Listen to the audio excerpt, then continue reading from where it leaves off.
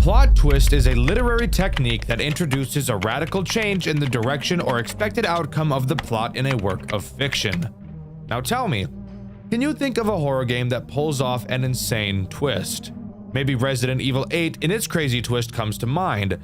Now let me ask you another question. Can you name a FNAF game with a crazy twist? A twist so cool you have to sit back and think, wow, that was pretty sick. The game I'll be covering today has one of those twists, and I'm incredibly excited to share with you the amazing experience I had while playing Showman's The Awakening. For those of you already familiar with this game, you may know that it actually has a game that came before it. Kinda.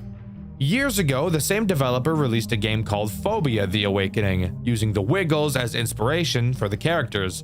Well, turns out the dev wanted to remake their game using their own original characters to continue the story, so now here we are with Showman's. This may lead you to ask the question, if I've already played Phobia, is there even a point to playing Showman's? And trust me, this is a question I've asked myself. Originally, I saw people asking me to play Showman's. I played Phobia on my second channel, Dxtr Black, not knowing at the time that Showman's was a thing, learning soon after the first episode went up that it was in fact a thing. So I questioned, does it even bother to play it? Well, recently I've made the decision to do exactly that and give Showman's a try. And let's just say, if you've played Phobia, play Showman's. It's everything Phobia is and more. So join me as we quake our asses into Showman's The Awakening. In Showman's, we play as a guy named Mark Ward, an employee of Showman's Pizza Place. And in night one, we're introduced to two of the animatronics that will be trying to insert their fingers into orifices we'd really prefer they keep their grubby little hands away from. But before we can talk about them, we should talk about the tools at our disposal. Something really interesting you'll notice about the office is that you're able to look everywhere. Up, down, left, right, behind you, below you. It's actually really cool. It's really the first thing I noticed jumping into the game.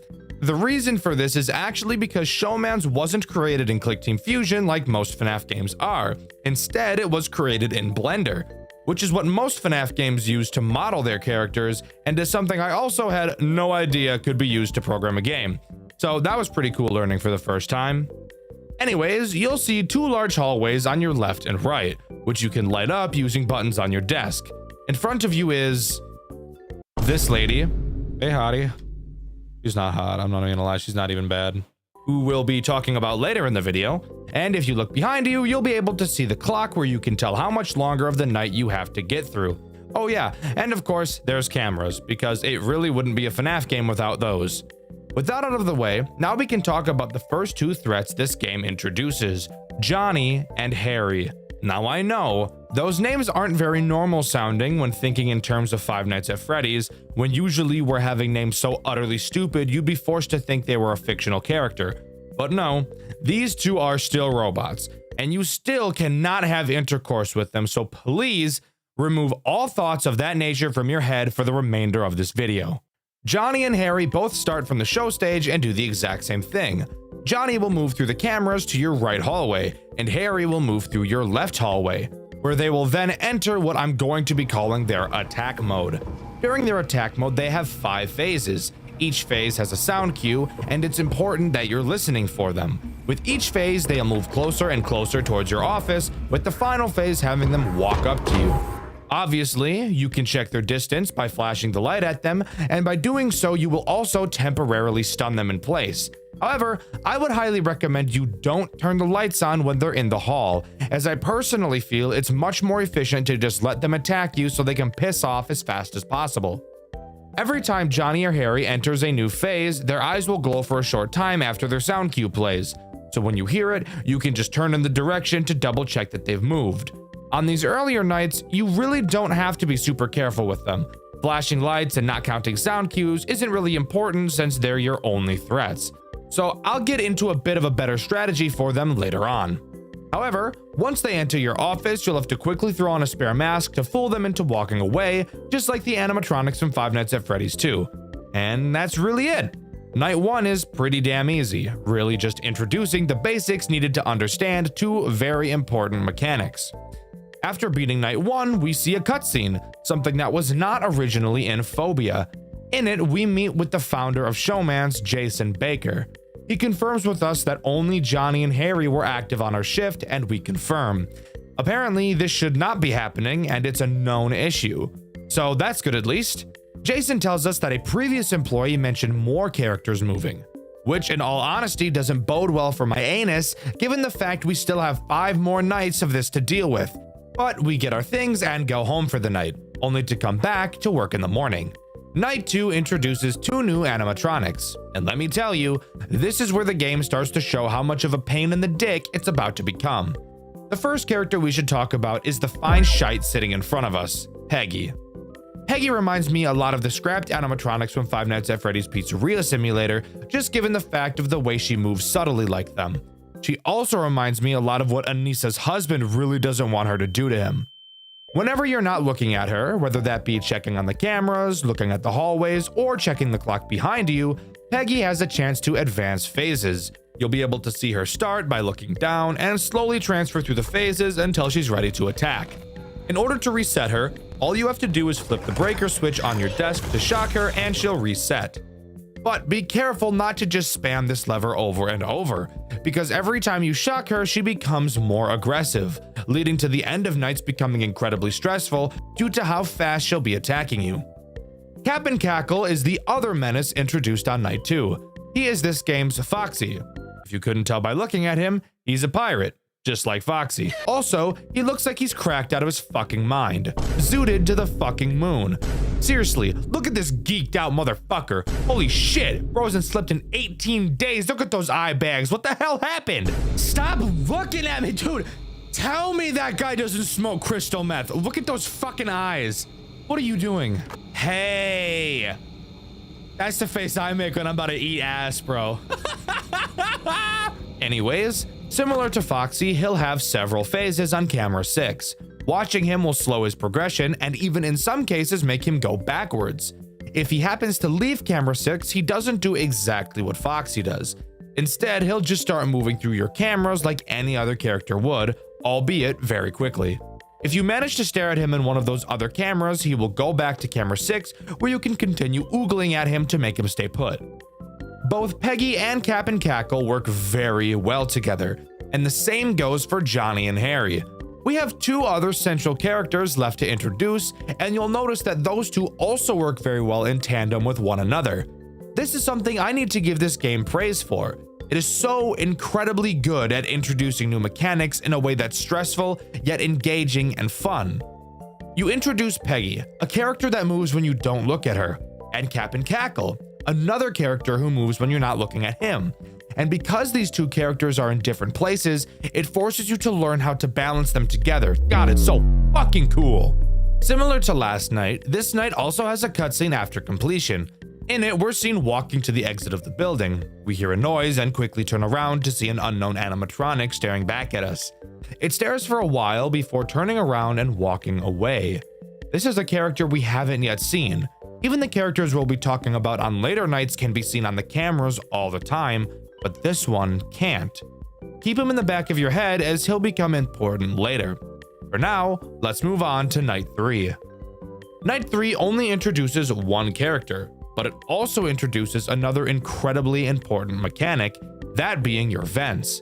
The animatronic introduced on night 3 is Tony the Chef. He will enter your vents. You'll notice on your cameras that you have 3 camera vents.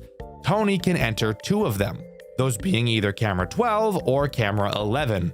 In these vents, he will have multiple phases he will move through before attempting to enter your office.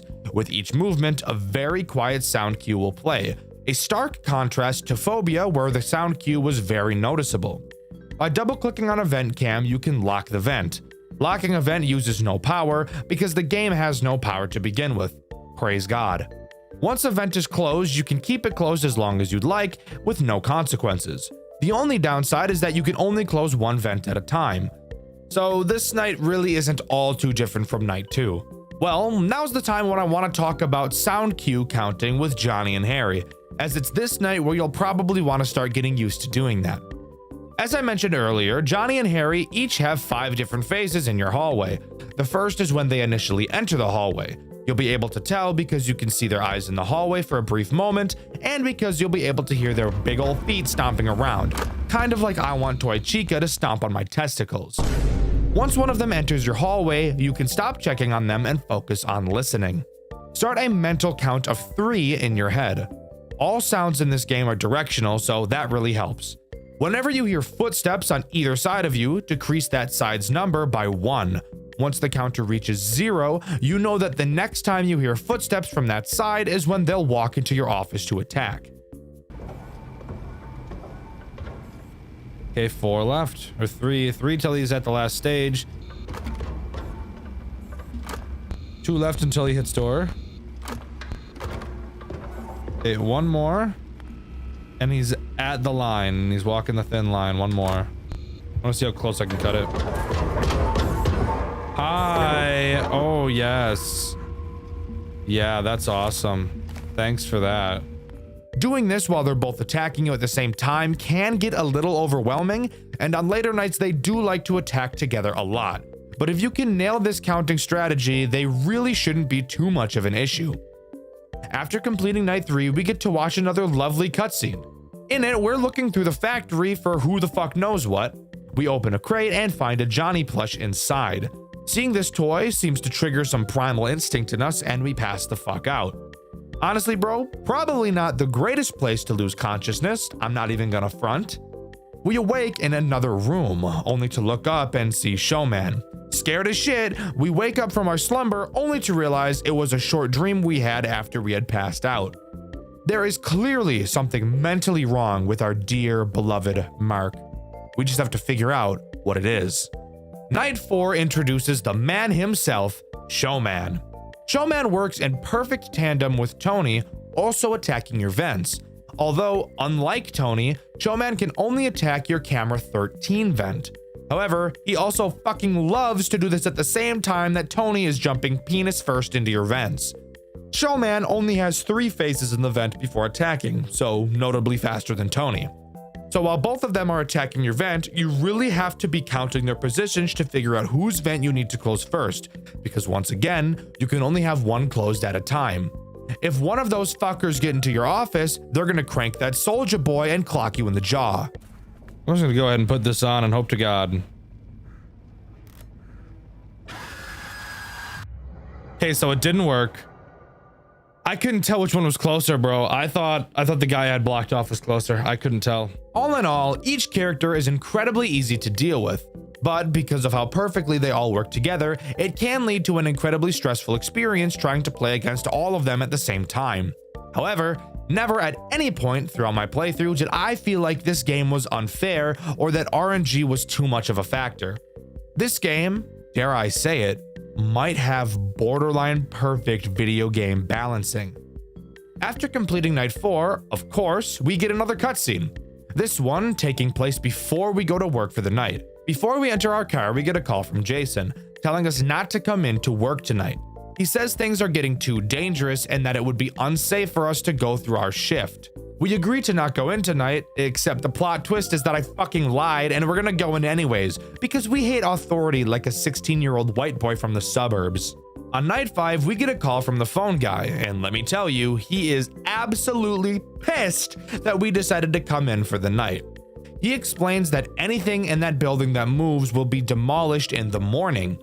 He tells us to do whatever it is we're trying to do and get out, because they're not going to send anyone into the building to get us out. Other than that, night 5 is exactly what you'd think it is, just a much more difficult version of night 4, really testing your reflexes and especially your nerve control. But on this night is when I have to bring up really the only problem I have with this game: volume. This game is actually the loudest fucking game on planet Earth.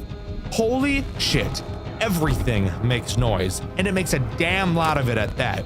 There are typically ambient sounds in FNAF games, but for the love of God, this game plays intense music throughout most of the night, and it is loud as dick and balls. Want to hear the best part? As you get closer and closer to 6 AM, the music adds more components and gets even fucking louder! This really really doesn't help when so much of my strategy revolved around listening to sound cues. It's fucking crazy just how loud this game is. Now granted, was this something that was intended? Most definitely. And I'm not even saying that it's a bad thing, because obviously inherently it isn't. I was still able to beat the game just fine, and I feel like most other people would be able to beat it just fine as well. But this is something I couldn't not talk about. I love this game, but of course I'm not going to always be able to glaze everything I see, and I think this is truly the only flaw this game has. But hey, who gives a fuck about what I think? Let's move on to the cutscene, baby. Let me just say, I love this cutscene. I think everything about it is great. The pacing, the acting, everything is just so good that I don't want to ruin it by just talking about it. I'd much rather just show you.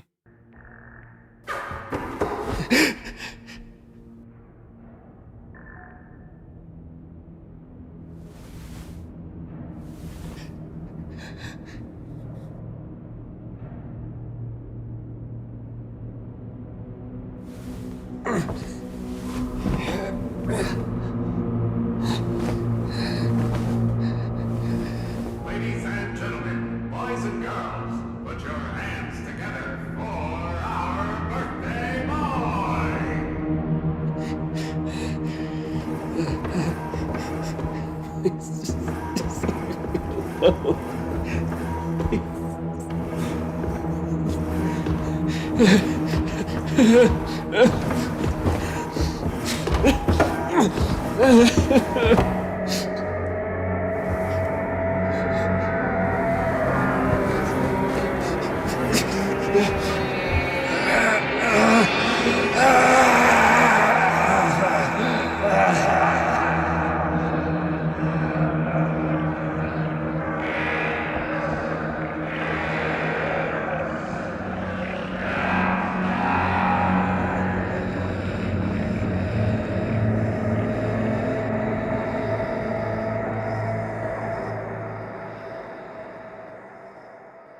Well, god damn. We really should have listened and not come back, huh? So, it's safe to say that our pal Mark really got fucked here. Something I think is actually really cool.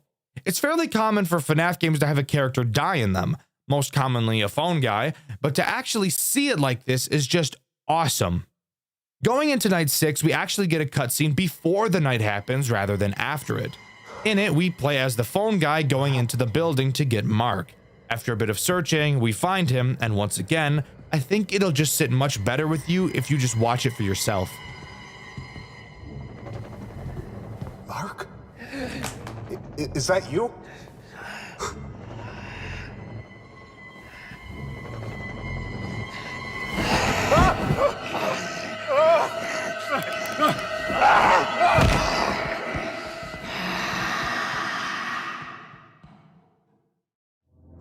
You shouldn't have went in there, bro. You shouldn't have went in there, bro. You shouldn't have went in there, bro. You should have done that shit. Oh, fuck. Oh, God. Oh, God. Oh, my God. What do I do? Keep yourself together. Are you fucking me? That's right. Turns out Mark isn't dead, but is just kind of possessed. Phone guy, or his real name, Matthew, runs back to the office with Mark on the pursuit, and night 6 begins. Night 6 consists of 4 threats, 2 of which we've already covered, Cap and Cackle and Peggy. However, you'll immediately notice that they both look pretty fucked up. Why is this? Well, turns out by demolish the animatronics, they really meant set the whole fucking building on fire. Because once again, it wouldn't be a FNAF game without a fire, right? Oh yeah, and of course, they are way more aggressive. Another thing you'll notice immediately is that we're stuck with the flashlight instead of the building lights. And let me tell you, as I'm sure you can already see, it is dark as fucking shit in this goddamn building with no lights. Of course, your flashlight has power, so you'll have to use it sparingly. You'll need to use it to check the hallways and to even be able to see Peggy in front of you. This honestly adds a whole new level of fear to this game, mainly with Peggy. I never got very good at telling when she switched positions, and to now have it where I can't even naturally see her just added a whole new fear factor, and I love it. The other two threats are the animatronic we saw in the post-night 2 cutscene, dubbed the Figure, and Mark himself, which is honestly one of the coolest twists I've ever seen. Having the character you've been playing as the whole time flip like this, it's insane. It's honestly one of the coolest things I've ever seen come out of a FNAF game. Let's start with Mark. Mark works the same as Harry and Johnny, except I feel like he's even easier. He can attack from either of the 2 halls, and unlike Johnny and Harry, you cannot see his eyes. He's also much quieter. The reason I think he's easier? Well, you don't have to do any mental counting to tell when he's going to attack, as he has a totally unique sound cue for when he enters your office. So as long as you've got fast reflexes, it's really just a game of waiting to hear the sound cue and putting on the mask.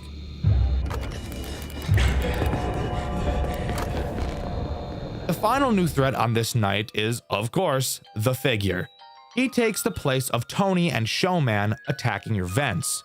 He can attack any of the 3 you have, since there won't be 2 characters going for the vents at the same time. Again, I honestly feel like this is easier than Tony and Showman. Of course, the Figure is fucking light speed fast when choosing and climbing through vents, so as long as you've got fast reflexes, it really shouldn't be too much of a challenge. Ironically enough, the main challenge I had with this night was not the 2 new threats, but the 2 returning threats, Peggy and Cap and Cackle. Again, these 2 have the best synergy out of any of the characters in this game, so bringing them back for night 6 was a no-brainer. Really, the actual problem for me was Peggy.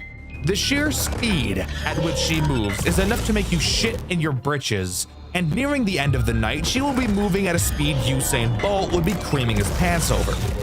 But if you can control your nerves for long enough, you'll complete night 6 and move on to the post-night cutscene. Matthew runs as fast as he can to the exit, only to find it locked. Turning around, we see Mark slowly creeping up on us like the booty cheek creep freak.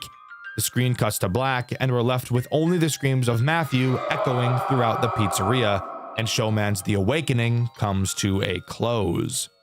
Kind of. We're not exactly done just yet. There's actually 6 other secrets this game has to offer, that being the secret tapes. On each night, you will be able to find one of these tapes and play them later. On night 1, if you check camera 9, you'll be able to see a tape on the shelf in the top left corner. Night 2's tape is located in one of the drawers in your office. Night 3's tape is located on camera 3 on a shelf in the bottom left corner. Night 4's tape is located on camera 2 at the top of the screen.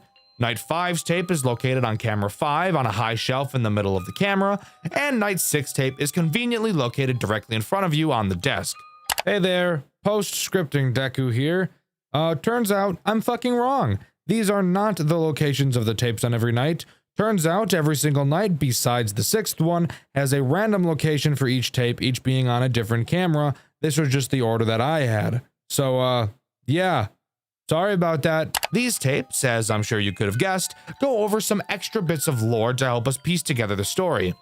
And this is the part of the video where I say, I'm very sorry guys, I'm terrible at talking about story, but I'm going to try my best here. Tape 1 shows all of the characters on stage singing the happy birthday song to a kid whose name isn't explicitly said. We can see by the date of the tape that this takes place in 1995. Tape 2 seems to be a sort of log from Jason, explaining his reasoning for why he believes the characters are acting so hostile. Originally, when they were first being built, they attempted to add an advanced facial recognition system that would allow the characters to actually see and think for themselves. Although the system never ended up working as intended, they wiped the idea from their systems. Well, guess what, fucker? Turns out they really didn't, and Jason seems to think that this is the reason the characters are acting the way they are. Jason makes a brief mention of an unnamed him and questions if one of his employees are potentially tampering with the characters. I'm guessing that him is referring to either Mark or the Figure. Tape 3 shows 2 guys working on Tony. They're talking about how these robots should be scrapped because of how old they are, and then the guy in the back says a sentence that I literally cannot for the fucking life of me decipher. Like many other things in this game, the static that plays during these cutscenes is so fucking loud I can't hear anything except it. I'll play what he says here, and if any of you guys can decipher it, please let me know in the comments. That company's been up and dealt with recently. Why? Tape 4 is one of my favorites. It really gives off the FNAF VHS style that I really like. A maintenance worker is running a test on Cap and Cackle. It doesn't quite go as planned as he bugs out, so they restart him and then get attacked. Afterwards, showing the lifeless corpse of the employee laying on the floor in front of Cap and Cackle. It's just such an unnerving moment to see this in person. Usually when it comes to FNAF games and death, you don't see it. So seeing it in a game like this is really unnerving, and it adds a sort of realism to the actual events that are taking place. Tape 5 is probably my favorite of all the tapes, being the most terrifying in my opinion. In it, we're in the perspective of what sounds like a young girl. Hiding under a table, we hear a scream from another room. Shortly after, Johnny walks into the room and starts to look around. The girl accidentally makes a noise, and when she looks back up, Johnny is staring at her, and he quickly goes for the kill. This is such a fucking horrific and terrifying situation to think about being in, and I think that's why I like it so much. Just imagining being in the same situation makes my hair stand. Tape number 6 is an odd one. We appear to be being spoken to by the figure. He tells us that the birthday we saw earlier was Timmy's 12th birthday. He had 2 of his friends with him that day, and it was a party made specifically for him. Then we see 3 drawings of his friends, all of them sad. The figure appears in front of us and slowly glances up before the tape ends. Again, as I've previously stated, lore analysis is not my strong suit at all, so I really can't even begin to imagine what anything here means. I know robots mad and robots kill, and I think that is neat enough. Overall, Showman's The Awakening is such a big step up from Phobia, and while I still do love that game, I think I love Showman's even more. Amazing graphical upgrades, fantastic cutscenes, and a gameplay loop that's so fun, difficult, yet still not frustrating. This game really has it all, and I truly think it's a fantastic game to play if you're at all interested in horror games. Even if you're not a huge Five Nights at Freddy's fan, I still think you should give it a try. Scopophobia is the irrational fear of being persistently stared at or watched. For most people, I feel being watched is one of those things that is just universally feared. Several forms of media have been made around it, from books to movies, and of course, horror games.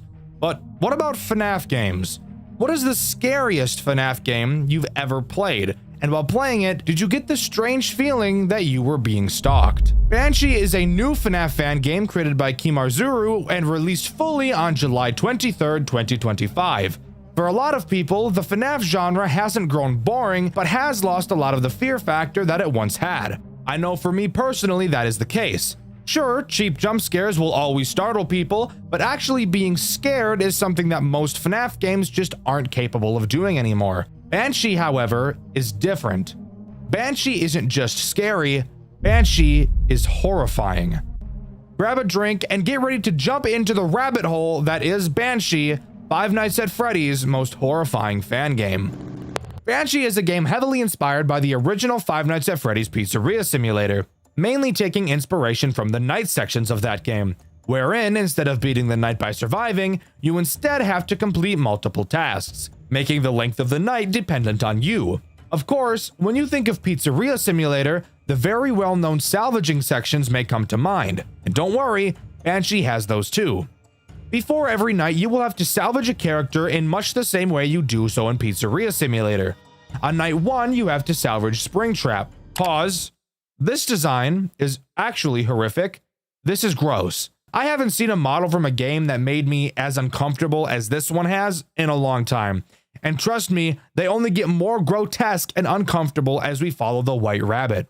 To salvage a character, you must first play an audio cue from the tape player in front of you. You can hold up the miliguas,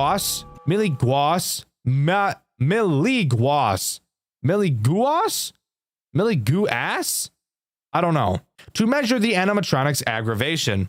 As you play the audio, the meter will slowly rise, and having it stay on the highest setting for too long will result in a death. Additionally, your tape player may start to malfunction while the sound is playing. If you hear this, you must stop playing the tape for a few moments before turning it back on. The animatronics do not like when the tape player is broken. Once you have the animatronics aggression maxed, input some info into the computer, and it's on to the real night section. And let me tell you, if you thought the night gameplay from FNAF 6 was stressful, you're not ready for what's in store for you in Banshee. Night 1 introduces 2 characters. You may be wondering how that's possible since we've only scrapped one. And that's because one of the 2 characters was in your restaurant from the beginning, that threat being Yellow Bear. Ooh. Wait, am I not safe? Why do I get the feeling that I'm not safe? What the fuck was that? But before we can talk about the threats this night has to offer, we first need to talk about the tasks at hand and our environment. In our office, we obviously have a computer, as well as the doors to our left and right, and a window in front of us. Pressing Control will open up our computer, and this is where the first stressful mechanic comes into play. Unlike most FNAF games where you have your mouse as the main source of user input with the occasional control key, Banshee makes use of your entire keyboard. No, I'm not joking. Your computer has 2 screens, your command screen and your camera screen. You may notice you're unable to press any buttons on the camera screen that would allow you to see around the building. So, how do you see additional cameras? This is where your command screen comes into play. By typing the command CC and pressing enter, you will get access to your camera controls, which is obviously what the CC stands for, dumbass. You can then use your arrow keys to transfer up and down between cameras. No, you cannot use your arrow keys if your camera controls are not up, which means if you're working on something else like a task and need to check a different camera, you will need to type in the camera control command and then start sifting through the cameras. This is obviously stressful as fuck for a number of reasons. On later nights when things begin becoming more hectic, if you're not a fast typer or you can't remember where the keys on your keyboard are without looking, then this will pose a very obvious problem. I mentioned your tasks. What are those exactly? Well, you have 4 tasks you have to complete. Kind of. You don't actually have to complete any tasks to beat Banshee, as there still is a 12 to 6 a.m. timer. So, what's the purpose of the tasks? And to be truthful, the answer is that I don't really know. At the end of each night, it tallies how many tasks you've completed, and that seems to have something to do with how much money you get. So I'm assuming that the only downside is not having money for your Tycoon, which is needed for the true ending. But there may be another reason I'm unsure of, and the wiki is no help. Anyways, back to the tasks. Task number 1 requires you to look at 2 items that are going to be shipped. You will have to check if both sides are identical. If they are, type Y and press enter. And if they don't match, press N and then enter. Do this 8 times and the task is complete. But if you ever mess up, you will have to start back from 0. This task is not challenging, but when paired with the other threats this game has to offer, it will quickly become stressful to even be able to manage this. Task 2 requires you to read an excerpt of who the fuck knows what, and either archive it or shred it. To keep it simple, if it's good press, archive it. If it's bad press, shred that bitch. Task 3 involves sitting on your fat lazy ass and waiting for a code to decipher, and then inputting the numbers and pressing enter. Task 4 is much the same, but instead of numbers, it's arrow inputs. And that's all the tasks, which means we can start talking about the threats that this night has to offer. The first of which being the one I mentioned earlier, Yellow Bear. While you never really actually see him, he does still attack you. Throughout the night, you will be able to see posters, drawings, and books around your office that start to change to say "it's me." If too many of these anomalies occur, Yellow Bear will appear and kill you. In order to make these anomalies go away, you will need to look forward, not have your computer on, and close your eyes for who the fuck knows how long. When you open them back up, they should be gone. If they're not, close your eyes for longer next time, dumbass. Hands down, the easiest threat in this entire game. The other threat is obviously Springtrap, or as this game calls him, just Afton. Afton will walk around the cameras and make his way to your left door. When he's there, he will make no sound cues. Or at least, if he does make a sound cue, I was just never able to hear it. When he is there, all you have to do is turn at him and stare until he moonwalks back into the darkness. Again, some of the creepiest shit I've ever seen. So where is he? What the fuck was that? Oh my god, that's actually so fucked. Dude, that's actually so fucked up. That's actually so fucked, dude. Oh my fuck. Oh my fuck. And that's it. Either by completing all the tasks or surviving until 6 a.m., the night will be finished and we're safe to move on to night 2. Now, before we do that, this is where I should probably talk about the Tycoon section of this game, but that whole pile of bullshit will be saved until later, because in my full playthrough, which you can see on my second channel, Dxtr Black, I butchered the Tycoon sections so fucking horribly, you have no idea how badly I fucked them up. So I'll just save that for later. For now, we move on to Salvage 2. Salvage 2 is called Molten, who I originally thought was Ennard. And maybe it is, and this is just another case of the game giving it a different name. I'm not sure. Regardless, he is obviously the threat introduced on this night. So, how does he work? He actually has 2 different mechanics and methods of attack. The first is very similar to Afton, except he attacks from the right door instead of the left. Same thing for him, just look at him and he'll go away. However, once he goes away, he has a chance to initiate his second attack, which by the way can also happen at any time, not just when he leaves your office. Your lights will begin to flicker and an audible sound cue will be heard. This tells you that you need to very quickly find Molten on the cameras. God, is there a FNAF game in existence that doesn't have this fuck-ass mechanic? Whatever. Obviously, you'll probably be doing a task when this happens, so you'll have to type the camera control command and then start using the arrow keys to find him. When you do, you will need to type play and press enter, which will begin playing an audio lure on whatever camera you're looking at. This audio lure will make Molten piss off, which makes everyone happy. Overall, not too difficult. However, from what the community has said, Molten by far caused more deaths than any other character, and I can somewhat agree on that. Night 3 has a scrap Lefty, who in this game is a girl. Maybe Lefty was a girl in the original too? I'm not sure, not important. Lefty can prove to be a very frustrating character, but once you understand how she works, it really shouldn't be an issue. Lefty will very slowly move through the cameras to get to your office. However, if she gets to your office, she'll kill you no matter what. So you have to find a way to keep her from reaching you. Once she progresses to a camera, she will never move back. However, you can use the audio lure on whatever camera she's in to slow her down. This won't stop her from moving, but it will slow her progress dramatically. So much so that even on the hardest non-custom night she appears in, she only ever moved once for me. This obviously does bring up a conflict with Molten, but with how slowly Lefty moves, getting back to her camera in time to put the lure back on really shouldn't be much of an issue. Night 4 introduces the final new character, Baby. Baby is easily the most infuriating character throughout this entire game, and it's not even close. Baby will move through the cameras. Who the fuck cares? Once she's in your office, she will appear in the window in front of you. After a few seconds, she will either walk left or right. Depending on which direction she walks, you will have to close the door on the corresponding side. Something I didn't even know you could do up until this night. After you close the door, a small sound cue will play letting you know she's left, and then you can reopen the door. This doesn't sound too hard, I hear you saying. Well, I haven't told you about the bullshit butt-fuck wombo combo butt bang strategy that she has. Basically, the bullshit butt-fuck wombo combo butt bang strategy involves Baby doing a fucking fusion dance with Molten. And when they do, they decide it'd be really fucking funny to attack you at the same time, which, if you couldn't have guessed already, is literally an immediate loss, as both means of fending them off take up a decent amount of time. The amount of time it would take is enough to have the other butt fuck you in the ass, hence the name, bullshit butt fuck wombo combo butt bang strategy. Hey, there's Baby up there. Oh. Yeah. This is cooked. This is cooked. This is actually cooked. Bro, I'm fucked. I'm fucked. There's nothing I can do about that. I was pressing enter, you.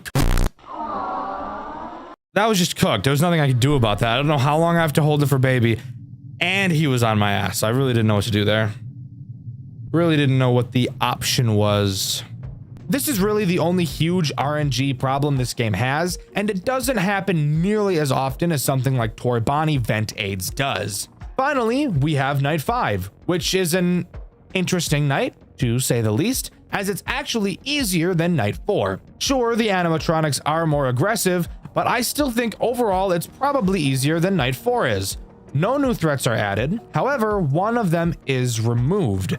That being Lefty. What is the reason for having Lefty not present on this night? I'm really not sure.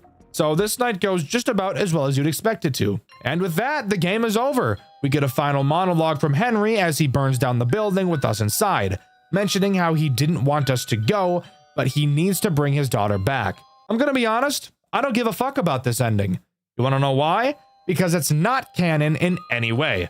Yeah, this is the bad ending, by the way. The true ending has a lot to do with the Tycoon sections of the game. And god damn it, that means it's time for me to go over this bullshit. First, let's go over how I fucked up this Tycoon section as hard as I did. When you first load up the game and open the Tycoon section, this is what the Tycoon looks like. Fantastic. Looks like we're going to build off of this. Pretty interesting and different from the original. Wanna know the fucking hilarious part? The game expects you to press this button and erase your Tycoon save data so that the tutorial for the Tycoon section will begin playing. Does it tell you to do this? No. So why the fuck would I even think to do it? Sure, I pressed the button and saw the message to erase the save in my playthrough, but this is literally the first time I'm seeing the Tycoon. Why in God's green fuck would I think to reset the data of the Tycoon when I've never seen it look any different? I'm expecting to get comments calling me stupid for not figuring this out, but fuck you. You wouldn't buy a game, start the game up, and then think, actually, before I start playing this brand new game I've never played before and is brand fucking new, I should reset the save data for it first. You would never think of that. I'm sorry, this is just the most retarded thing I've ever seen.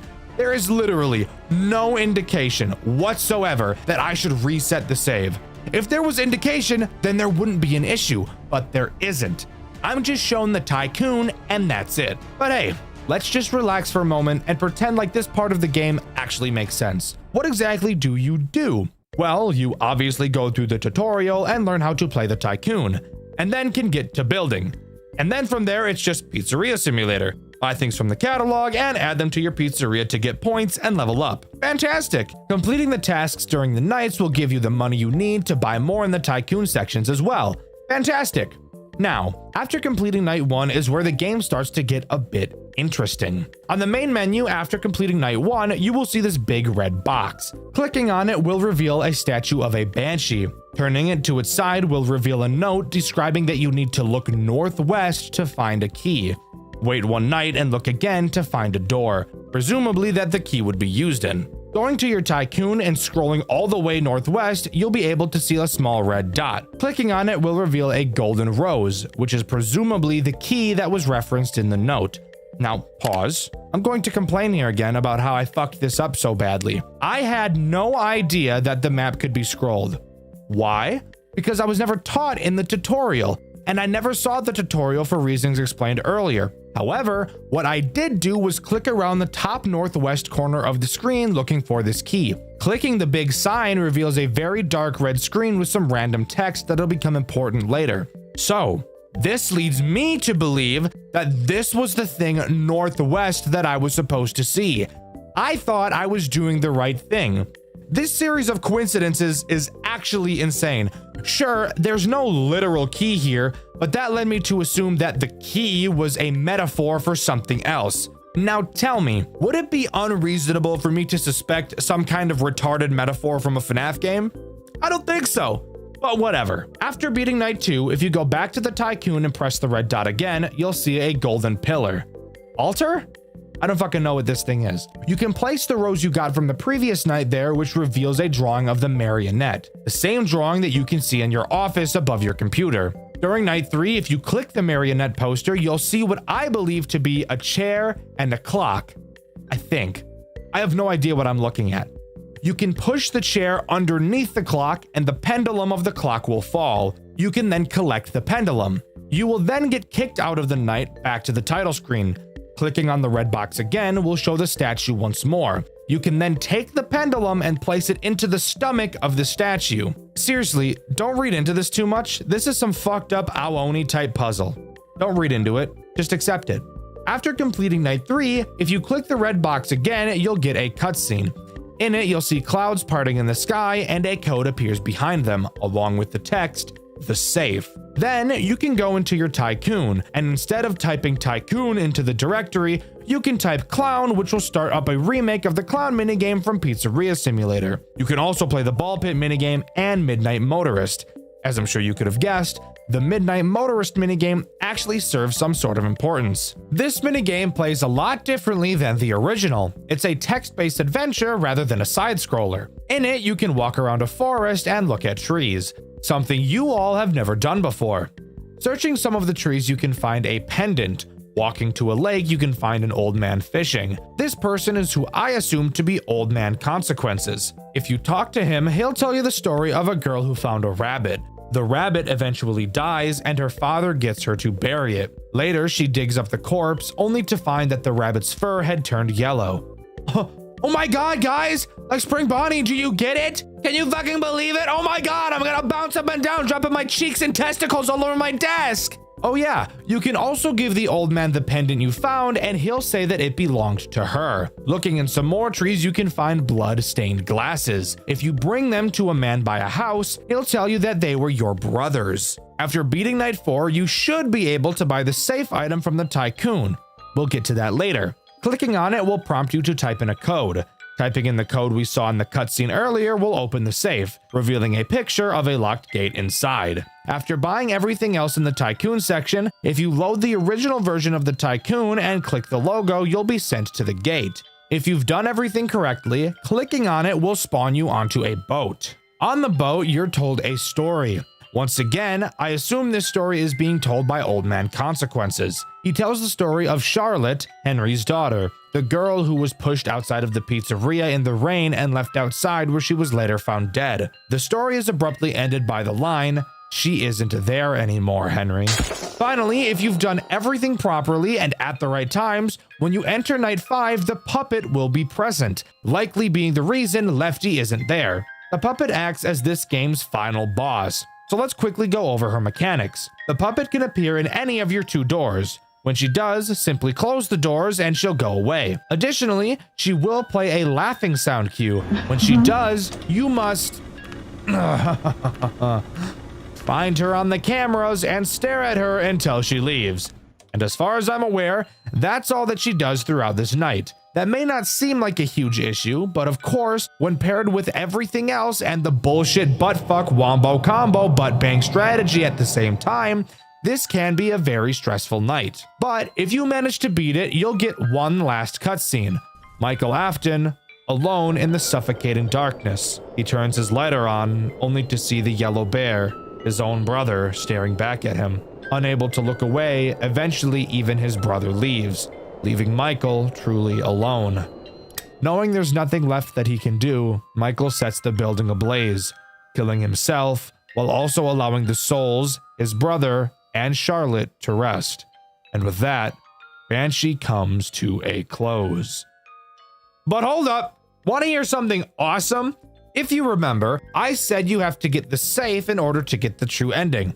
Well, I was chatting with the owner of the FNAF fan game wiki, City, and he told me that it is literally impossible to get the safe on your first playthrough, as it isn't possible to get enough experience to get to level 5. Since your Tycoon save and your game save are separate from each other, you can restart the main game and still save your Tycoon as it was, making it possible to reach level 5 and buy the safe on the second playthrough. I personally think this is one of the stupidest things I've ever seen. Forcing someone to play through the entirety of the game twice to get an ending is insane. Yes, I'm aware New Game Plus is a thing, and yes, I hate New Game Plus as well. But aside from that, this game is truly fantastic. From the visuals, to the gameplay, to the atmosphere, and of course, the amazing retelling of the FNAF 6 story, I think it is easily one of the best FNAF games of recent times, if not ever. Easy S-tier game, and I would highly recommend it. This game does such a perfect job of bringing the fear to this series that I feel it really needs. The story of Five Nights at Freddy's is grim, and the game should amplify that, not take away from it. What makes a horror game truly scary? Is it jump scares, atmosphere, build-up? Well, of course, all of these things together and more is what builds up a horror game to be something amazing. But I think if I had to choose one word to answer the question, what makes a horror game truly scary, my answer would be realism.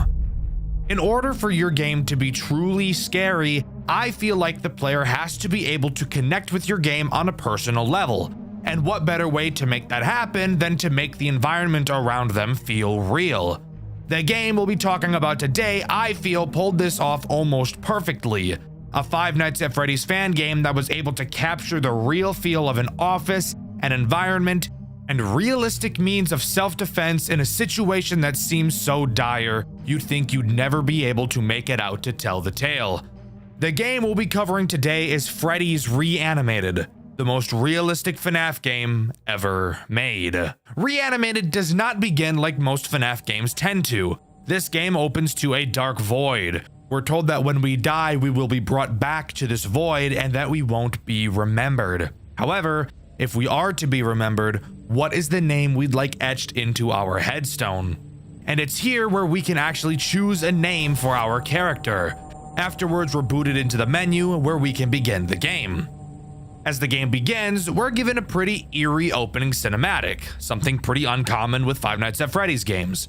It serves to show how we found the job online on a listing site to work as a security guard for 5 days in an abandoned pizzeria. Fantastic!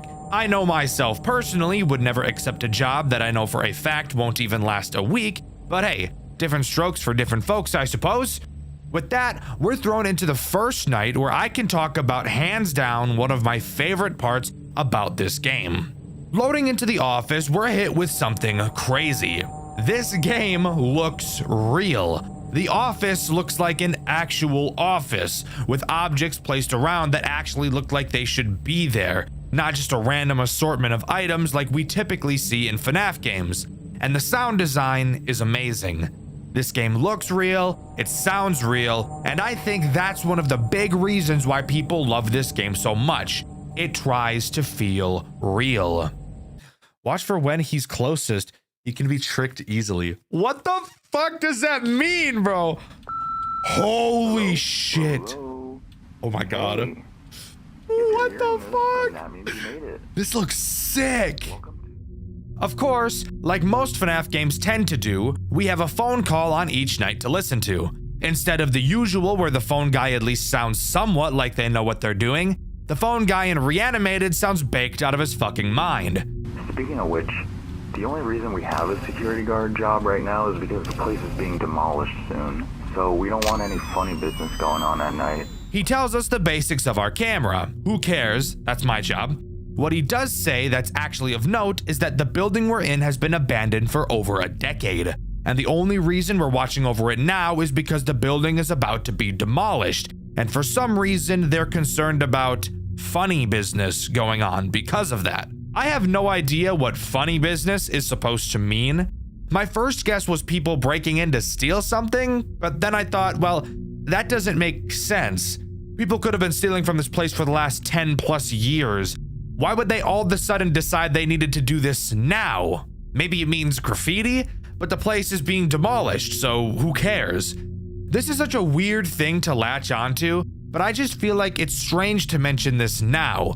And it does actually bring up a good question. Why would you hire someone to guard a building that won't exist in 5 days? But you never hired a guard for the past 10 years that it was abandoned. It almost makes you wonder if they were expecting something to happen. And maybe that's why they're demolishing it. Before I get into any of the characters, let's talk about the controls of this game and the 3 tools at our disposal. You can only look in 2 directions in this game, at your computer and at your door and window. Something super interesting about this door is that it is actually just a door, which is pretty scary in a game like this where your doors are mainly known as your only means of defense. You can pull the blinds of your window down if you want to, and when I first found that out, I was reasonably concerned as to why. I see this right here, and I know this game's about to be fucked. I know this game is about to be so fucked, dude. It's just a normal fucking door. Bro, these motherfuckers gonna open the shit out of that thing. And we'll get into why in just a minute. But first, I really want to talk about the cameras and why they serve to be one of the most difficult things to deal with in this entire game. Upon looking at the cameras, you'll realize there's no typical camera map and buttons. Instead, there's just arrows at the bottom of the cameras that you can click to move from one camera to the next, fairly slowly. This is brilliant in two ways. With the realism approach that this game is taking, looking at the surroundings, we can tell that this game takes place a pretty long time ago in 2013. We can tell this because of the confirm window at the beginning of the game being Windows 7 and the fact that the game tells us. But I just wanted to seem cool by pointing out that I knew what the Windows 7 UI was. Shut up. And yes, 2013 was a long time ago. I know for some of you it may not feel like it, but it was 12 years ago. That's older than some of my audience who, let's be honest, really shouldn't be watching my videos. Mom and dad, monitor your kids, fuckhead. Knowing this and knowing that the game is aiming to be realistic, opting to use a slow, outdated system like this is genius, even if, yes, I think it's AIDS and very annoying. However, once we start talking about the way this game plays, I'll bring up why I think the way these cameras are set up is needed. Anyways, on to the reason why I think this is as annoying as it is. Mainly because it's not consistent in one way that I would expect it to be. There are 9 cameras in total to surf through. When you reach camera 9, if you press the forward arrow again, you will be sent back to camera 1. That makes sense. So, what do you think happens if you press the back arrow while on camera 1? If you said you go back to camera 9, you would be completely wrong because the back arrow doesn't even fucking exist on camera 1. Why is this the case? I have no idea. If it was consistent either way, this wouldn't bother me, but you can cycle in one direction and not the other. And yes, this is noticeable and it does matter. Now we can finally talk about the first threat this game throws at you. I'm sure you could have guessed who it is. That's right, it's Chica. I lied, it's Bonnie. Of course it's Bonnie. Surprisingly, each character in this game attacks you in a unique way. Even though we only have 3 tools, this game somehow manages to make each character vastly different from one another, and I think that's amazing. Bonnie's main goal is to sneak into your office. He will move around the cameras until he gets to your door. And when he gets to your door, be ready. Close that motherfucker! Oh my god. Dude, literally fuck that. Literally fuck that. The moment I saw this, I knew that this was getting a Dxtr White video. And even the people in my comments over on my second channel, Dxtr Black, knew that this game was getting a white video. I actually had another video lined up for this week, and I've chosen to postpone it so that I could talk about this game first, since I love it so much. It's moments like these that FNAF games need. Once Bonnie is at your window, all you have to do is hold down your blinds until you hear his big fat feet galloping away. Not an overtly difficult character to deal with, but really paves the way for what the rest of this game has to offer. Luckily for us, there's a post-night minigame section after each night that we get to talk about. But hold up, Dxtr. Don't you usually hate post-night minigames? Yeah, typically I do. However, this game's post-night minigames don't make me want to shove a porcupine in my asshole backwards. There's no repetitive 8-bit minigames, and again, what we're doing in these minigames still feels realistic. After completing the night, we get another call from the phone guy. He asks us before we head home to go into the storage room and find an old computer, which we can use to upload some old pictures and footage of the building to the cloud. He says he wants to upload some of the interesting stuff to his personal blog, which I'm sure violates some sort of contract, but who am I to care? I break the law all the time. For example, if I was in the UK, I'd probably be arrested on the spot because of the language I choose to use. Anyways, something I think is cool is that we actually get to walk into the back room. We don't just miraculously get placed there. This will become important later, by the way. After walking into the storage room, we can access the computer and start uploading files to the cloud. You'll notice that you can turn to the exit of the room. For now, it's unknown why. After waiting for ages for the upload to finish, we walk out of the storage room and finish out our shift, moving on to night 2. On night 2, we get another call from the phone guy, where we find out that our player is actually trying to do something about the fact that the characters are moving. Apparently, we sent an email to the phone guy explaining that we saw Bonnie moving. We called him the creepy rabbit, which seemed to frustrate the phone guy a little bit, to the point he corrected us on his name. Oh yeah, and that creepy rabbit you were talking about, he has a name. It's Bonnie. Sure, this could have just been playful, but I get the funny feeling it's not. The threat introduced on this night is Chica, arguably the least threatening character in this entire game. Chica will randomly wander around your cameras, and she has the chance to charge at your door from 2 of those cameras. Except the difference with Chica approaching your door is that closing the blinds will not stop her. She can attack on cameras 2 and camera 4. You can tell when she's going to attack based on the position she's standing in. On camera 2, she'll be very close to the camera, and in camera 4, she'll be on the very left side of the camera. When she is in either of these 2 positions, you will need to use the flash button on your cameras to flash said camera and scare her away. You may be wondering why there's a flash on these cameras. That's not very realistic, and Dxtr, you told me this whole game was realistic. And now hear me out. Usually I'd agree with you, but I want you to take that concern like a boomerang and launch it as far away from you as possible. Night 2's post-night minigame has us go back to the computer in the storage room to fiddle with the power system. Now this you can complain about because I have no idea what the hell that is supposed to mean. And actually doing the task doesn't really answer anything either. We are shown a series of sliders that we have to quite literally fiddle with. Apparently doing so will reset the power. How do you tell you've put the sliders in the correct spot?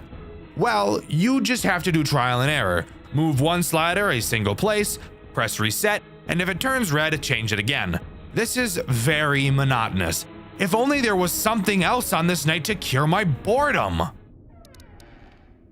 I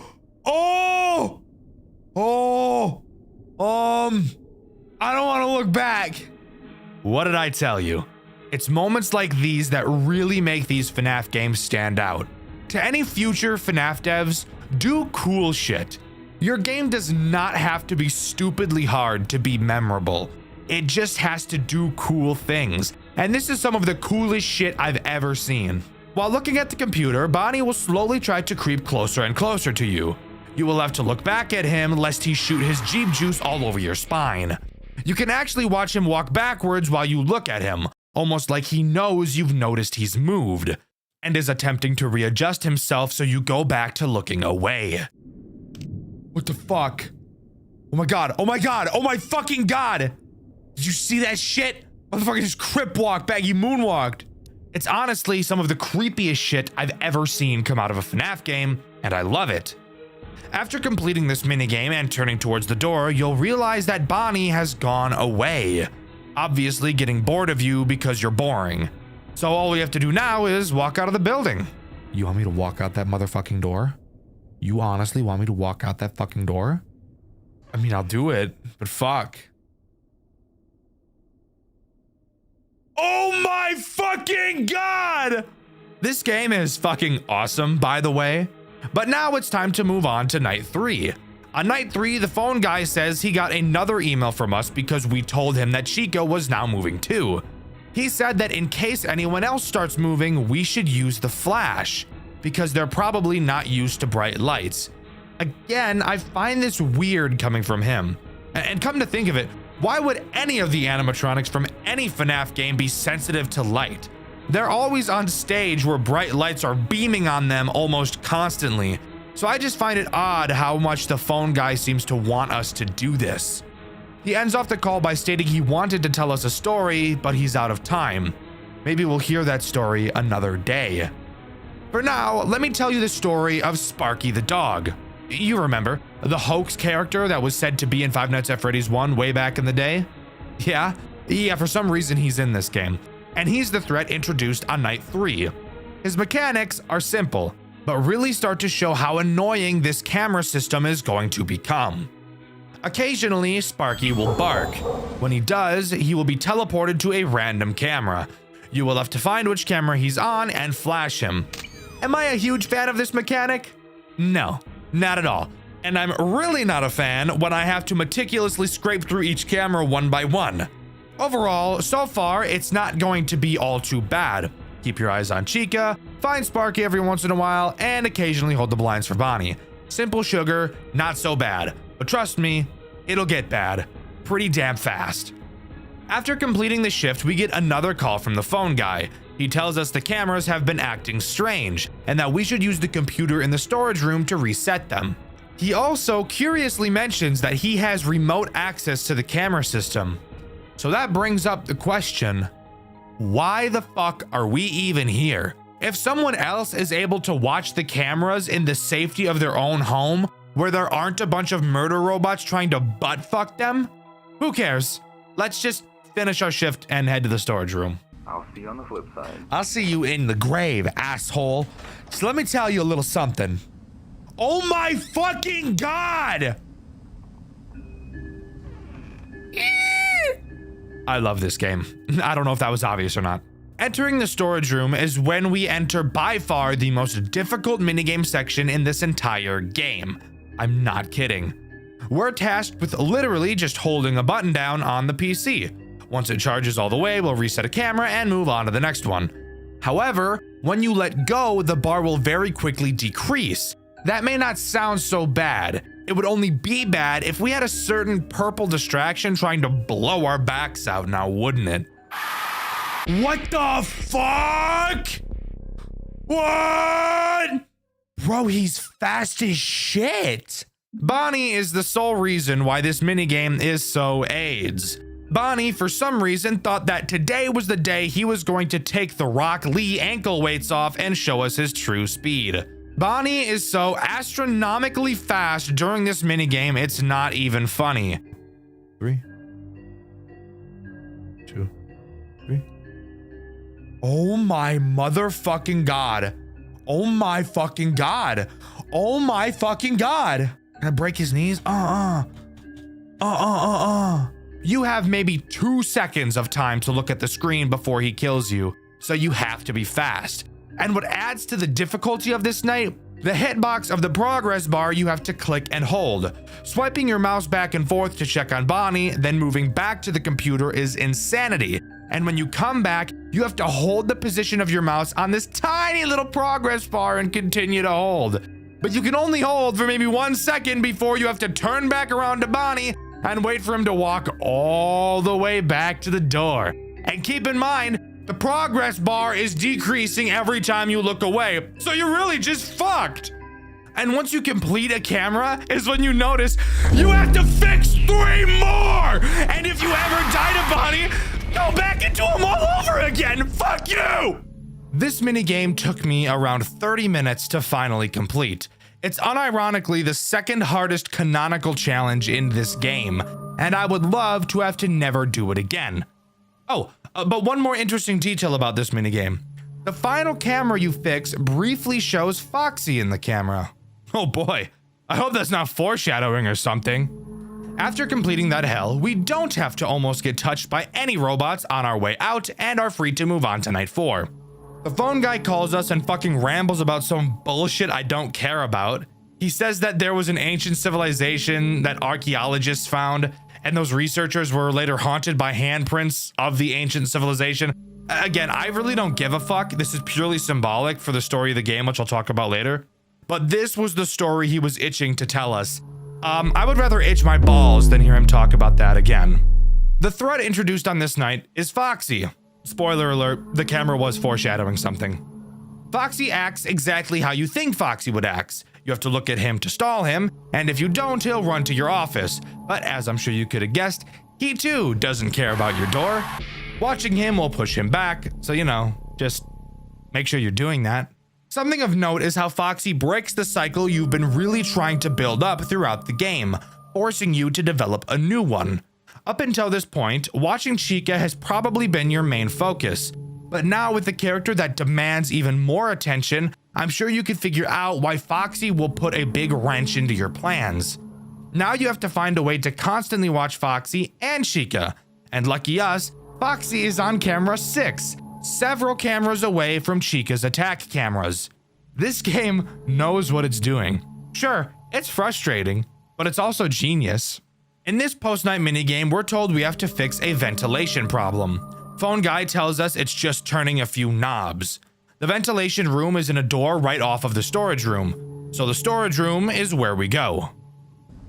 I don't see anyone yet. Hi, Bonnie. Were you expecting me to go there? Were you expecting to cut me off? Sorry, asshole. Not gonna happen. Is that not horrifying? Bonnie is standing right next to the computer we've been going to every night. He's starting to remember our patterns, getting to the computer before we can in hopes that he could jump us. But lucky for us, the computer is not where we need to go this time. Entering into the ventilation room, we have 6 knobs in front of us and 2 large vents to our left and right. Pretty reminiscent of the office from Pizzeria Simulator. I wonder if anything is going to come through those vents to try and kill us. Silly little viewer. Of course there is. This minigame's threat is Foxy. Throughout the minigame, Foxy will make quiet sound cues in whichever vent he's about to attack from. When you hear him, all you have to do is turn to stare at him until he goes away. Meanwhile, you have to painfully slowly turn these 6 knobs, which will take a very long time. Because as you get closer to having them all finish, it seems that Foxy will attack you more and more frequently. After completing this task, we can leave with no other funny business taking place. Finally, we're left with one last night. One last thing standing in our way, and this game holds no punches in introducing it. Before you is something long forgotten. Something that was once loved and cherished, but now it lies broken. It is left abandoned. You know what becomes of something long forgotten. It dies a second death. It grows cold. It is unmoving. But what if some things don't wish to be forgotten? Do you know what happens when something refuses to be forgotten? It becomes angry.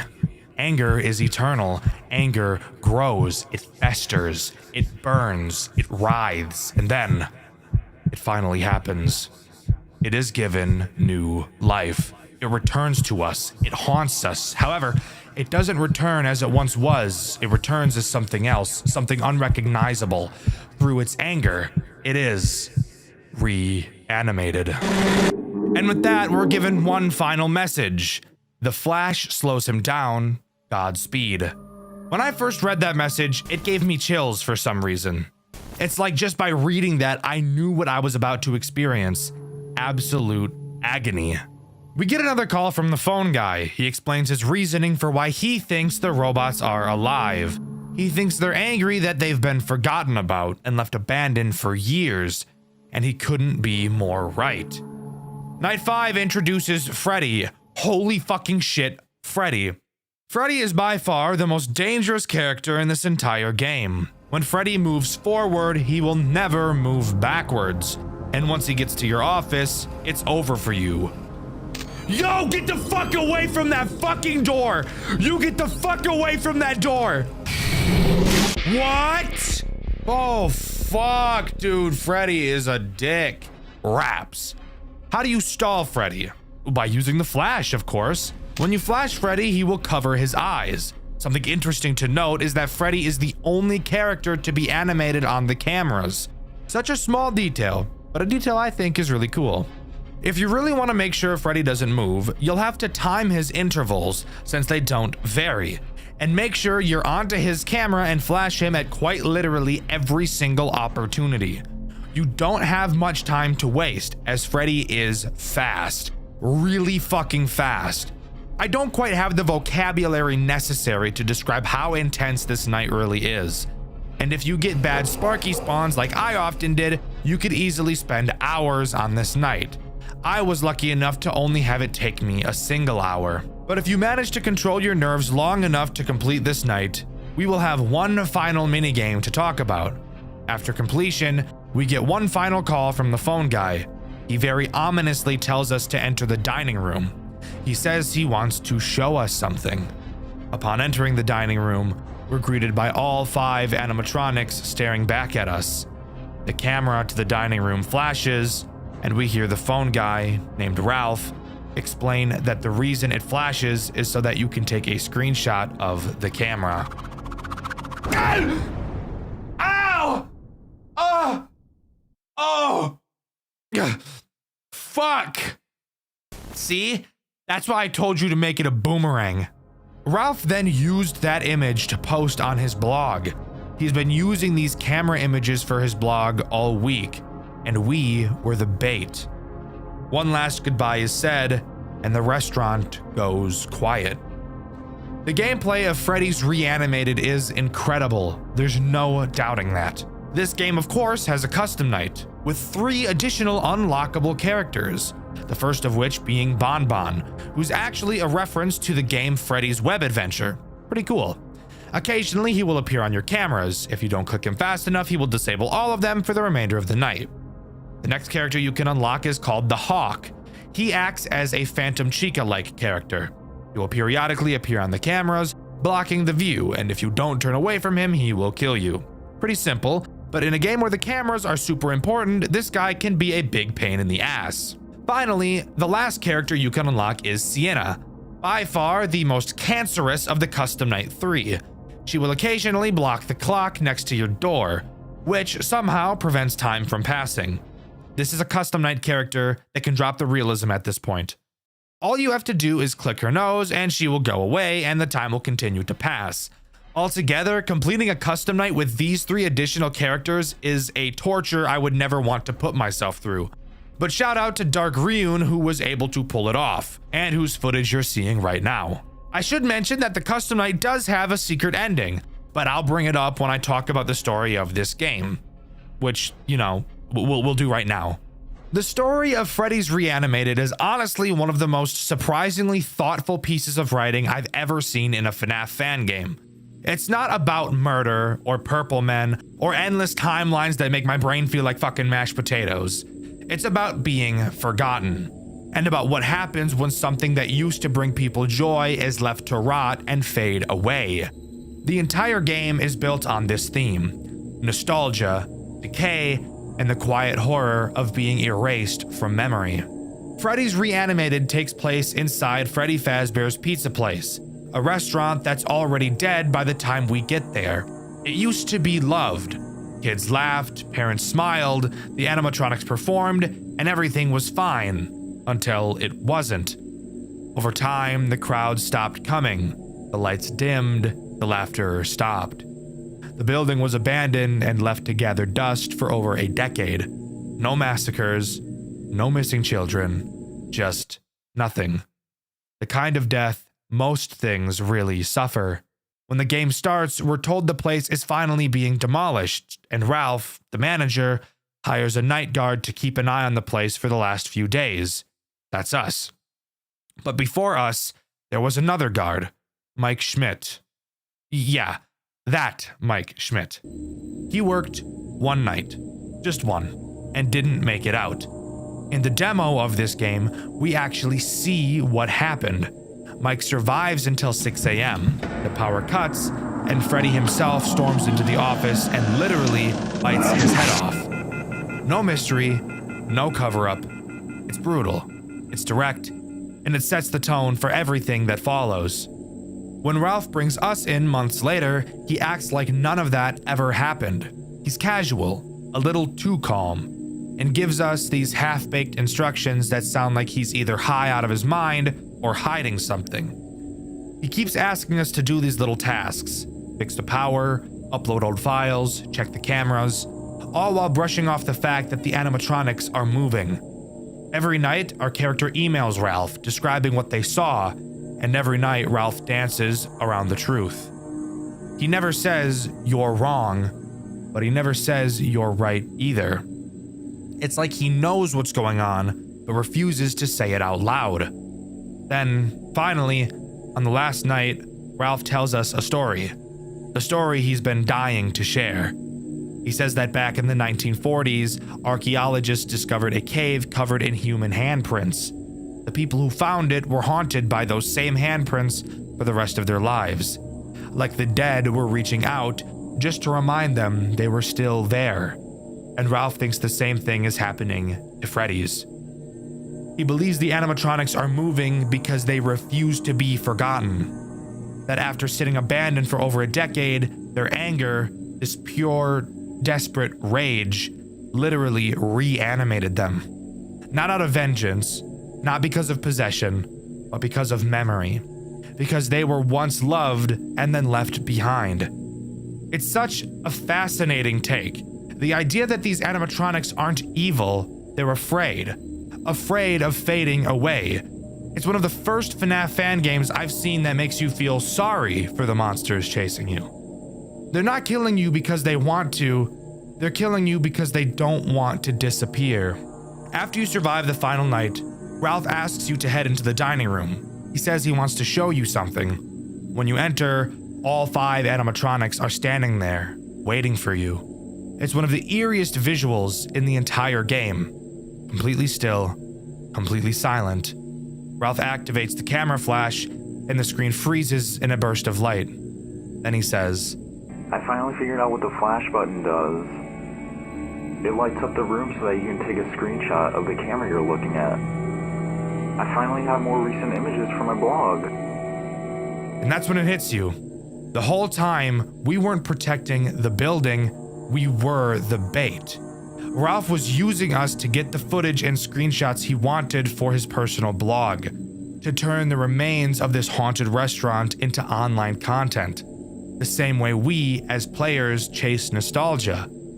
Ralph chases it too. He's obsessed with documenting something that's supposed to be gone. After everything, the building is demolished. Ralph's posts about it online, sparking renewed interest in Freddy Fazbear's Pizza Place. People remember it again. The animatronics, those same restless spirits that didn't want to be forgotten, finally get what they wanted. They are remembered. And then they rest. The player gets their paycheck. The story ends not with a scream, but with silence. It's such a powerful way to close things out.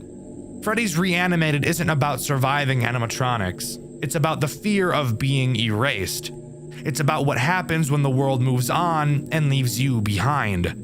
Even the custom night ending reflects that idea. Mike Schmidt's death is written off as a bear attack. Just a tiny headline, nothing more. And Freddy Fazbear himself, lying in the rubble, surrounded by everything that used to be alive, now just forgotten scraps of metal.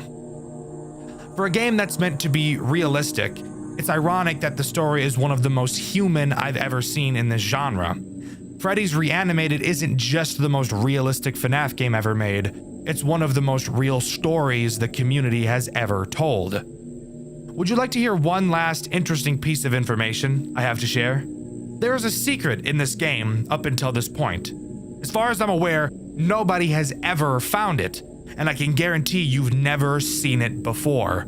A secret so rare that the chances of finding it exceed luck that no human has ever had. And I want to thank City, the author of the FNAF Fan Game Wiki, for providing me with this information and allowing me to share it with you guys. We know that Michael got bitten and killed by Freddy, but did you know you can actually see Michael's corpse inside of the game? You just have to be incredibly lucky. To start, you must have already beaten the main game. No custom night completion is necessary. Then you have to restart the game from night 1. Before completing night 3, you will have to die at least 5 times. Then, upon beating night 3, when entering the hallway, there's a 1 in 10,000 chance to see the corpse. Slight gore warning, by the way. This is probably the most realistic looking gore I've ever seen in a FNAF game. If you can pull all of that off and get more lucky than any human on Earth, this is what you will see in the hallway. Truly some of the scariest shit I've ever seen. But there you have it. That's everything as far as I'm aware that Freddy's Reanimated has to offer. Overall, this game is one of the coolest experiences I've ever had since starting this channel. I don't think this game is nearly my favorite. I think I like Junior's and Banshee just a little bit more, but it's definitely close. The atmosphere, the sound design, the game design are all borderline perfect works of art. I want you to think about the last time you've played a FNAF fan game that has introduced a mechanic you've never seen before.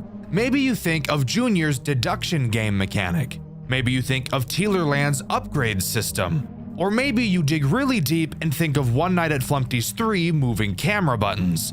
Whatever it may be, I'm sure you can agree that seeing a new mechanic is always interesting, and in my opinion is the most enjoyable part of playing FNAF games. I love exploring what people can come up with. Even if the new mechanics are frustrating, I still love them. The game we'll be covering today introduces a mechanic like nothing I've ever seen before. A game so obscure I'd never heard of it, and I'm willing to bet you've never heard of it either. The game we'll be covering today is After Hours at Cody's, a so far one-off FNAF fan game that introduces one of the most interesting game mechanics I've ever seen, while also telling one of the most gruesome and depraved stories I've ever witnessed. You're not going to want to miss what we have in store today, so let's dive into the world of After Hours at Cody's. Before each night, we get a small cutscene to show us a little bit of what we're getting into. In the Night 1 cutscene, we see a mysterious black figure cause one of the animatronics to awaken. And I'm not gonna lie, the animatronic that wakes up is a bit of a bad bitch, I'm not gonna lie to you. But with that, we do start Night 1. Night 1 obviously introduces one threat. But before we can start talking about that threat, we need to talk about the mechanic in this game that makes it so unique: the cameras. Taking a look at them, you'll notice that there's a long bar in the center of the map with one small section of it being red and a small rectangle quickly moving back and forth across it. If you haven't figured out what these cameras are about to do yet, then let me tell you. When you switch cameras, you will need to time the camera switch up with when the small moving rectangle is inside of the red bar. If you mistime it, then the camera you clicked on will load very slowly. And this is a very fast-paced game. If you time it properly, the camera will load almost instantly. This is such an interesting mechanic that I originally thought I was going to hate. But it's because of this mechanic that I've actually put After Hours at Cody's in my top 5 favorite FNAF fan games of all time. But the timing doesn't only relate to how fast your cameras load. If that was all it did, then this mechanic would be pretty lackluster overall. It also plays a much more integral role with a core mechanic of the game: the power. Your power drains pretty quickly in this game. However, there is a way to recharge it. And unlike in most FNAF games where you can recharge power, it's surprisingly not done by holding down a fucking button like a music box. Thank dick. This time around, it's also tied to the timing mechanic in the cameras.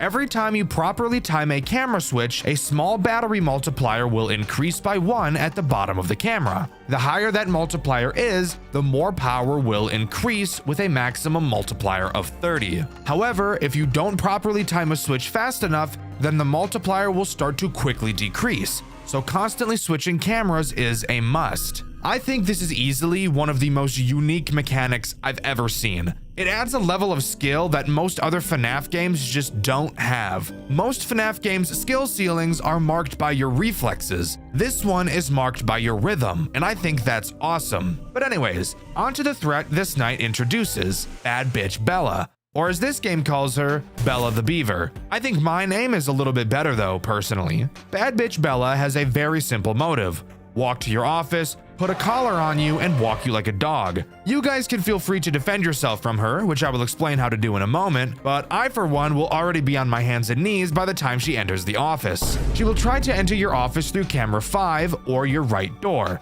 In camera 5, she'll have 2 stages. One where she's far away from the camera, and another where she's much closer. Once she moves to her second phase, you will have to use your camera's alarm system, which, lucky us, is also tied to the timing mechanic. When you press the alarm button, if you don't time it with the red bar, the audio will not play and you'll have to wait for your alarm to charge back up. When you use the alarm on Bad Bitch Bella, she will look at the camera. When she does, all you have to do is close your door, and eventually she will go back to the stage. If you don't use the alarm on her, she will pound on your door and drain a lot of power before leaving, and then Operation Walk You Like a Dog will be set in motion.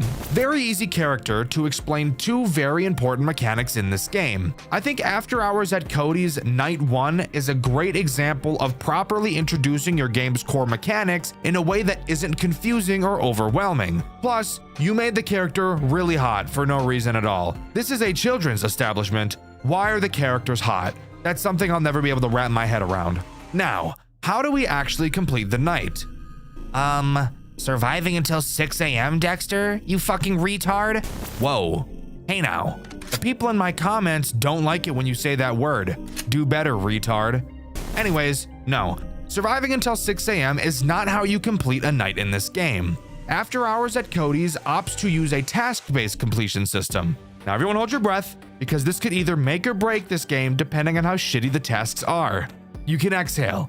It's okay. The task is mundane. However, it plays into the game's core mechanic, so it actually makes for a very satisfying gameplay loop. Remember that black figure that brought the bad bitch back to life?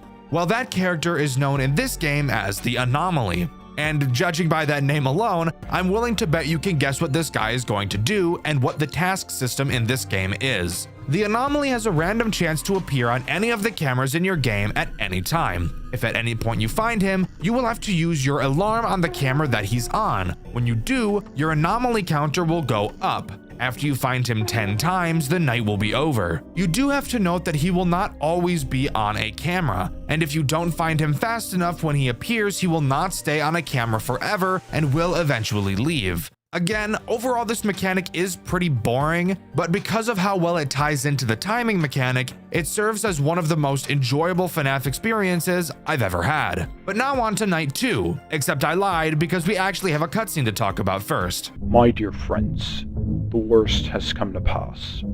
As many of you may already know, my brother, Darren, has not been found since his disappearance earlier this year.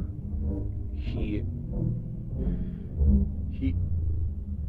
meant the world to me, as I'm sure he did to plenty of you too. His astounding creativity and infallible craftsmanship became the source of so many wonderful memories for children all across the country. These moments we shared will remain evergreen to me for as long as I live. Before I continue though, I'd like to show you this. A child at Cody's gave this to me once when I was visiting the restaurant. Wonderful, isn't it? This creativity we inspire. As it pains me to say, I do understand the suspicion people may have had toward me in the months following my brother's disappearance. But please, I urge you all to understand how these events have weighed heavy on me. He was my family too. The threats I've received since then caused me to think about my place in all this. I know I may not have been the most communicative or involved between the two of us, but I still did hold so much love for the work we did together. All this is to say that I will be stepping down as proprietor of Cody & Co. I've had a long and fulfilling career, and I only hope that the kindness I've shown will continue to reflect on the company as I look forward to finding someone new to handle the reins. But until then, I hope only to leave this company in a better state than it currently remains. If my being a part of this only serves to obstruct the joy and wonder that my brother and I wish to impart, then perhaps it is best if I step down and let the magic live on without me. Thank you for everything. I genuinely had a wonderful time. So, we have two brothers that started this company together, and one of them tragically died. Now, I'm no FNAF expert. Okay, maybe I am a little. I think we're all smart enough to know that the pain in this guy's voice is definitely a little bit sussy. I'm not pointing any fingers here, but if it comes out that his brother is the one who killed him, I would not be surprised in the slightest. Anyways, on to night 2. By the way, if you were curious as to how this game explains the anomaly, well, the phone guy blatantly tells us that we're ghost hunting. Everyone that works in this building knows about this thing and what it can do, and we were more so hired to remove it. If I signed up for a night watch job and got told that, I would walk out of that building before the poor bastard could even hang up. Night 2 introduces one new threat, Morris, who also introduces the last major mechanic this game has to talk about, the curtain behind you. I haven't actually mentioned it so far, but yes, you can turn around in your office to find a curtain. It vaguely reminds me of the curtain from Those Nights at Rachel's. However, this game isn't mind-numbingly boring like that one is. Morris will slowly creep out from behind the curtains throughout the night. Occasionally, you'll have to turn around and force him back. However, unlike most curtain mechanics like this, it isn't just pulling them closed or holding your light on it. After Hours at Cody's needs to get a little bit quirky. Introducing probably the most frustrating mechanic in the entire game. Next to the curtains, you'll see 4 buttons. Each button has a color. You might be thinking, Dexter, I'm looking at them and not a single one of them has a color. Well, you see, dear viewer, that's what I thought too. However, no, they do indeed have a color. You just can't see which color each button is until you press it, which I think is very stupid. Morris has 5 phases before jump scaring you. The first phase is the phase you'll mostly see him in. All you'll be able to see is his nose.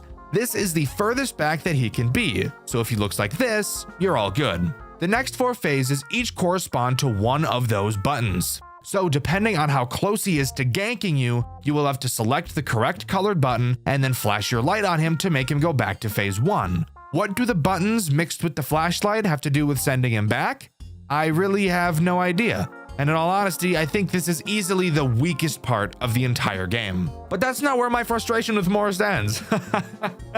No, not at all. Believe it or not, turning around in your office can be a frustrating experience for literally no reason whatsoever. How, you might be asking? Well, I'd be more than happy to explain it to you. Let's say you're facing towards your doors. Bad bitch Bella is at your door, so for now, the door is closed. While this door is closed, apparently Beth, the name of our player, gets fucking glued to the goddamn ground and is unable to move an inch. Because if either one of your doors are closed, you will be unable to turn around to check on Morris. How does this make any sense at all? It literally fucking doesn't. And that's not all. It gets even more frustrating. Let's imagine you're facing Morris. You press a button and flash your light to send him back. Now it's time to turn around and start filling up our power in the camera again. But uh-oh, fucker! You forgot to press the button you already fucking pressed. Because if any of the buttons are currently toggled on, you can't turn around. Why? Who the fuck knows? I love this game a lot, but holy shit, this is one of the most retarded things I've ever seen. It doesn't make any sense at all. Well, whatever. It's frustrating. It's stupid, but I didn't let it ruin my experience with the rest of this amazing game. Speaking of, let's move on to the post-night 2 cutscene.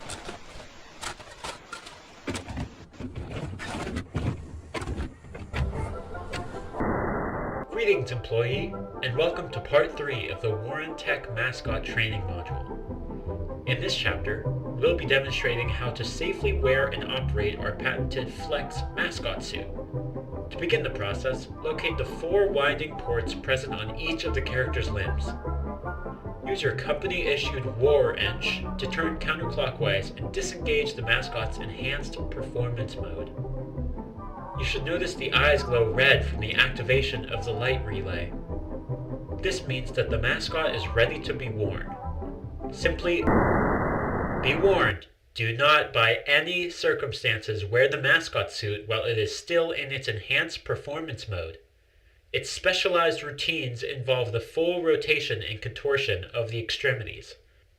Should you be caught in the suit during the performance of one of these routines, do not panic. If you can, tuck your legs and arms into the main torso and lower your head as far as possible. Repeat the phrase. Abort Showtime routine. Jonah protocol in effect. Abort Showtime routine. Jonah protocol in effect. So it seems we've found After Hours at Cody's spring lock equivalent. And in all honesty, I think it's way more brutal than the spring lock suit could ever be. Imagine being locked inside of that clown suit, only for the arms and legs to start twisting, breaking your bones, ripping your tendons, and contorting your bodies in ways it was never supposed to bend. This is easily one of the most terrifying ideas I've ever seen in a FNAF game before, and I'm all for it. Night 3 introduces one new threat, Jack the Jackal. He acts as this game's Chica, being a borderline exact copy of Bad Bitch Bella, except she's a 10 and he's like a 4 at best on a good day. As I'm sure you could have expected, Jack does the exact same thing as Bella, except he attacks camera 6 and your left door instead of your right. The same system and rules apply to him. He has 2 phases on camera 6. Once he's in his second phase, use the alarm on him and close the door until he leaves. Simple sugar. We've dealt with this before, however, it does add a decent deal of pressure in combination with what we already have. The cooldown for the alarm is relatively slow, and now having 3 consistent problems we need to use it on, it could easily start to get out of hand fast. Not to mention having another door character which could prevent us from turning around to check on Morris. This game can get stressful, but I honestly think that's one of the most enjoyable parts about it. Clocking out? Okay. Have a good night then.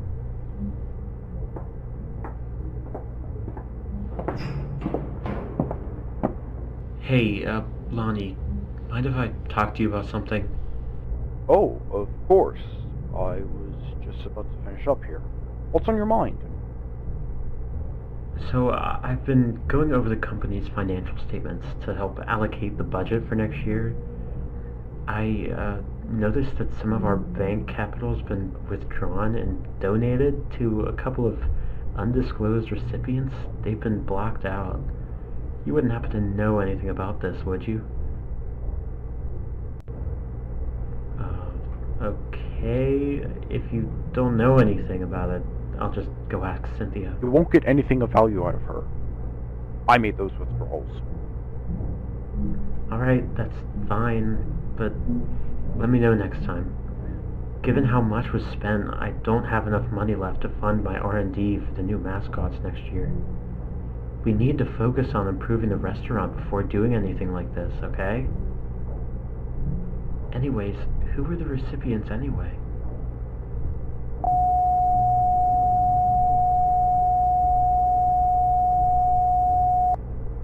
You're joking, Lonnie. Tell me you're joking. Quite the opposite, I'm afraid. Unbelievable. Unbelievable. And after all that shit about dedicating yourself to the betterment of the company, to promise a business that would never do anything to harm its audience again, you pulled this on me? Look, calm down. I can explain. No, you can't explain shit. You may put up a face to get them to tolerate you, but I'll be damned if you ever gave a shit about the kids. I'm the one working my ass off out there to cover for your mistakes. I said calm down! Don't even start with me. Your pitiful self-righteousness is pathetic. Do you not remember the hole I dug you out of? You owe every part of this success to me. I made this company, and I made you! Don't try to push superiority onto me when you're the one who crawled to me, begging for my help all those years ago. What I do with my company's funds is none of your business. Do what is asked of you before I decide you're no longer needed. Fine, you made your point. Glad we came to an agreement. Be seeing you. Whatever.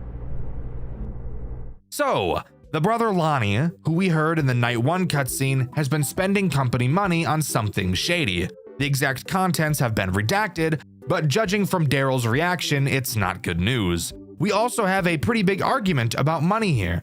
And if we're still rolling with my theory that Lonnie had something to do with Daryl's death, money is one of the most common reasons for murder. Again, not necessarily pointing any fingers. Okay, that's a lie. Yes, I am. There's no way in fuck Lonnie isn't the reason Daryl died, but I guess only time will tell. Night 4 introduces the main attraction himself, Cody.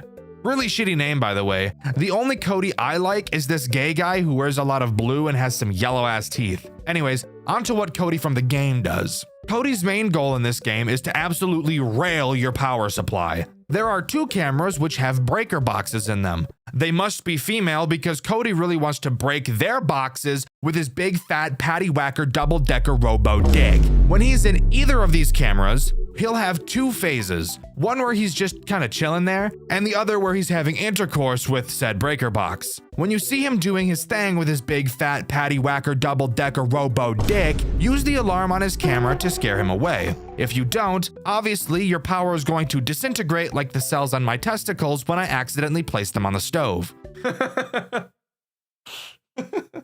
So, here we have yet another character that requires us to use the alarm system. Can you start to see how this game could become stressful? Especially considering that our alarm has a pretty long cooldown time in reference to the amount of characters that require its use. Yeah, it can become a bit much at times, but in all honesty, I never felt like this game was unfair. I never felt like there was even an inkling of RNG. This game is so fun. You guys really need to check it out, or check out my full playthrough over on my second channel, Dxtr Black.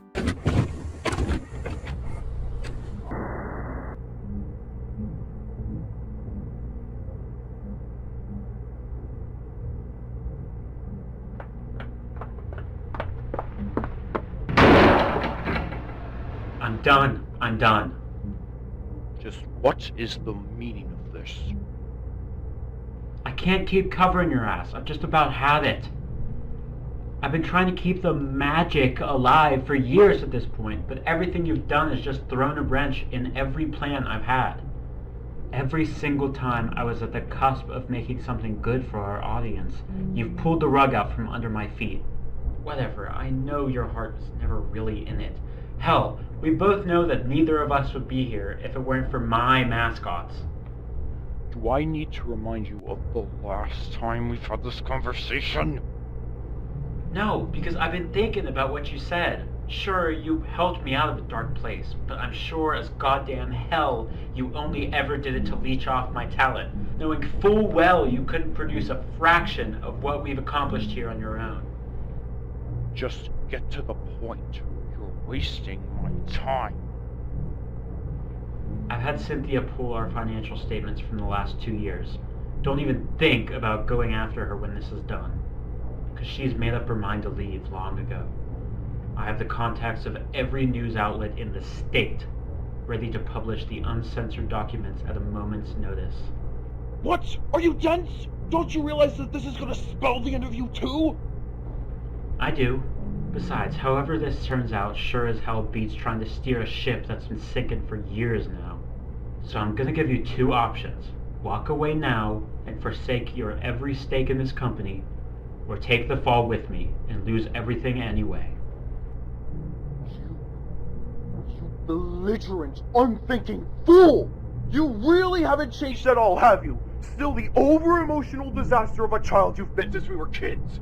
God, it's no wonder Mom and Dad gave up on you so damn easily. You know what? Do your worst. You won't get anything out of me. Then I guess you made your choice. God damn it, Doria, get back here! This isn't something you just decide! I've told you, my name is Daryl. Goodbye, Vonnie. No, this can't be happening.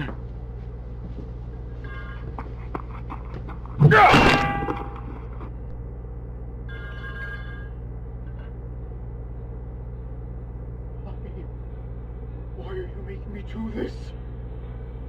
Tisk, tisk, tisk. Well. Looky what we have here. Exactly as I suspected. Lonnie killed his brother. Sure, Daryl was gonna bring the entire company to its knees, but to be fair, it was entirely Lonnie's fault. I also want to use this cutscene to bring up a problem I have with some FNAF fan games. Voice acting can really make or break an impactful scene in a game. You really need to be able to get an actor or actress who can really bring that energy that the role needs to tell its story. Lonnie's voice acting is bad, and it really shows in this Night 4 cutscene. From the mumbling, making it hard to understand what he's saying if it wasn't for the subtitles, to the actor not really yelling during a scene where he needs to be yelling, it makes this scene, which is supposed to be impactful and shocking, just feel very awkward and uncomfortable. Not every game needs voice acting either.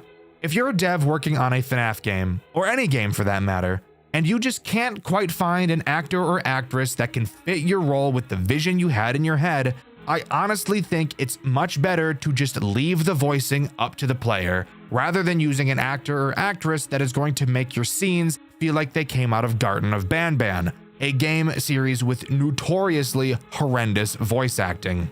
Anyways, moving on to Night 5. It introduces nothing new and just serves as a more difficult version of Night 4, so there's obviously not a whole lot to talk about here. However, what we can talk about is the post-Night 5 cutscene.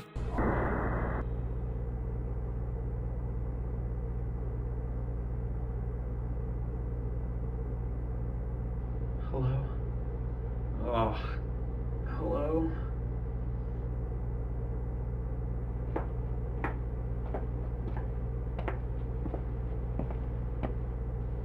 Lonnie, what is this? Get me the hell out of here. No. They can't know. God. Why are you making me do this? Wait, what? Lonnie, what the hell are you thinking of doing?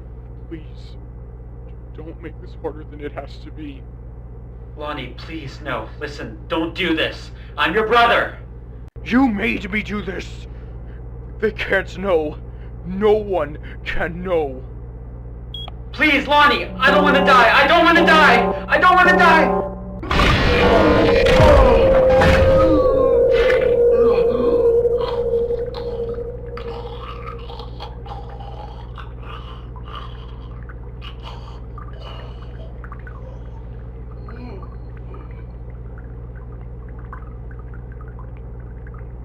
Now, no one will know. I'm sorry, Daryl. So, Daryl was killed via the Flex clown suit, this game's springlocks. It's not often you see someone other than the villain in a FNAF game fall to one of these traps. I was definitely shocked when I first saw this, and you can see my reaction to it over on my second channel, Dxtr Black. Truly one of the most brutal death scenes I've ever seen come out of a FNAF game, except this time around, it didn't happen to someone we wanted it to happen to. Night 6 introduces this game's final 2 threats, and one of them is obviously the clown, Klaus, acting as this game's boss fight night. Klaus acts as every character we've seen so far, and that includes the anomaly. Klaus can attack both of your doors, can try to break your breaker boxes with his big fat patty whacker double-decker robo dick, and is the anomaly you have to find. Namely, if his eyes are glowing, that's how you know to play the alarm. Do this 10 times and the night is over. But what about Morris? It's stated in the phone call that Klaus destroyed all of the animatronics. What about a Morris mechanic? Well, Morris is replaced by this night's second new threat, Shadow Cody, who is a much faster version of Morris. If you thought you had to check on Morris a lot, you have to check on Shadow Cody a fuck ton more. This night is intense. Klaus is fast. He will be moving around your cameras, attacking you very quickly. And in addition to the incredibly aggressive Shadow Cody, it really serves to test the limits of your skills and your timings, easily being one of my favorite nights in this entire game, and being one of, if not my favorite boss fight night in any FNAF game I've ever played.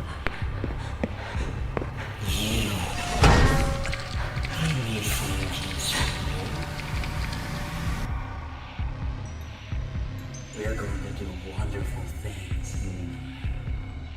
Before Beth can leave the building, she's caught by Klaus, and is never seen by another human being ever again. A local who goes by the name Bethany Hasters has been reported missing as of Sunday 5 a.m. Last seen at Cody & Co.'s Game and Grub, authorities have been searching the vicinity and its surrounding forest areas to deduct what could have occurred. There is no current suspicion of foul play, but a manhunt will be conducted within the week. Authorities state to have found her place of work in disarray, sparking suspicions of the suspect being inebriated or the like. In addition to this, the robot entertainers of the restaurant were found completely disassembled and damaged beyond repair. The company has yet to release a statement, but the resigning CEO has spoken with authorities and announces that the robots will be sent for repair at one of the company's sister facilities. This story is depraved, and trust me, there's a lot that goes into it. Long before the game takes place, Cody & Co.'s Game and Grub was meant to be a second chance, a reopening of a restaurant that had already failed once before, revived under the guidance of Warren Technology. On the surface, it was nothing special, modest arcade-style diner built around animatronic mascots, struggling to stay relevant in a world that had already moved on. But beneath that fragile revival was something unstable, something unfinished, quietly embedded into the building's systems. That presence became known as the anomaly. Employees noticed it first, small things at the beginning, strange glitches in the animatronics' behaviors, systems responding without being touched, errors appearing where none should exist. Management acknowledged it, but only as a technical problem, something to be observed, something to be measured, not something to be feared. By the time Bethany Hasters was hired as the night guard, the anomaly was already spreading. Bethany's job was simple on paper: work the overnight shift, monitor the building, and collect data on the anomaly's activity. Her first night begins on November 9th, 1997, and at first, the restaurant almost feels dormant, quiet, empty. But that stillness doesn't last long, because each night, the anomaly grows more aggressive, and it chooses its host one by one. The first animatronic to fall under its influence is Bella the Beaver. Once a friendly mascot, Bella becomes erratic, hostile, and unpredictable, her movements no longer matching her original programming. The following night, Morris the Mouse is corrupted as well, then Jack the Jackal. Each evening, another animatronic loses control, as if something is slowly rewriting them from the inside. All the while, the anomaly watches Bethany. By Thursday night, even Cody, the face of the restaurant itself, is no longer safe. His corruption marks a turning point. The anomaly has nearly overtaken the entire system. Whatever restraint once existed is gone, and by Friday, the restaurant's original code is on the brink of a total collapse. Behind all of this is Warren Technology, and more specifically, the company's founders, Daryl and Lonnie Warren. Years earlier, Daryl had been responsible for developing advanced animatronic technology, including a dangerous experimental suit known as the Flex suit. At some point, Daryl was betrayed and trapped inside that suit. Whether intentional or negligent, the result was the same. Daryl never escaped, and what remained of him became something else entirely: the anomaly. On Friday night, Lonnie Warren lies about a meeting, betrays another employee, and secretly releases what remains of Daryl from backstage confinement. By Saturday, the animatronics have been dismantled, but the threat hasn't ended. The anomaly has a body now, a form known as Klaus, and it is no longer bound to systems or code. It hunts Bethany directly. Saturday night becomes less about surviving malfunctioning machines and more about avoiding a conscious entity moving freely through the building. And if that wasn't enough, another presence emerges: Shadow Cody, a dark manifestation tied to the restaurant's collapse, appearing as an additional threat. In the end, Bethany doesn't escape. She's caught by Klaus and taken away, her fate left deliberately unclear. In the final cutscene, Daryl, still trapped within Klaus, offers her a gift, hinting that her story isn't over, and that whatever comes next will involve choice, consequence, and continuation. And that's where After Hours at Cody's leaves us. A restaurant reopened too late, a company that tried to bury its mistakes, and a presence that was never just a glitch, but the remains of someone who was never allowed to leave. But that's not where After Hours at Cody's comes to a close. Not quite yet. We still have something very interesting to talk about. If you go to the custom night menu after completing the final night, you will see a small chest icon in the bottom corner. Clicking on it will bring you to a FNAF 4 styled lock box with 2 padlocks. And rest assured, we can get the keys. The first key is locked behind 520 mode. If there's anything you guys know about me, it's that I'm absolutely terrible at Five Nights at Freddy's games. But you want to hear something crazy? I was actually able to beat this max mode, and I even did it on my first try. I would usually never even give a max mode a try, and at the time of playing it, I didn't know that beating it would give me a key. Does that let me unlock one of the boxes? Oh my god, it did! So the fact that I played it and beat it goes to show just how much I enjoyed this game, and I really think you guys will too. But what about the second key? Well, you get it by completing this game's second max mode. 220 mode with Klaus and Shadow Cody, which yes, I also beat, and yes, I also beat on my first try.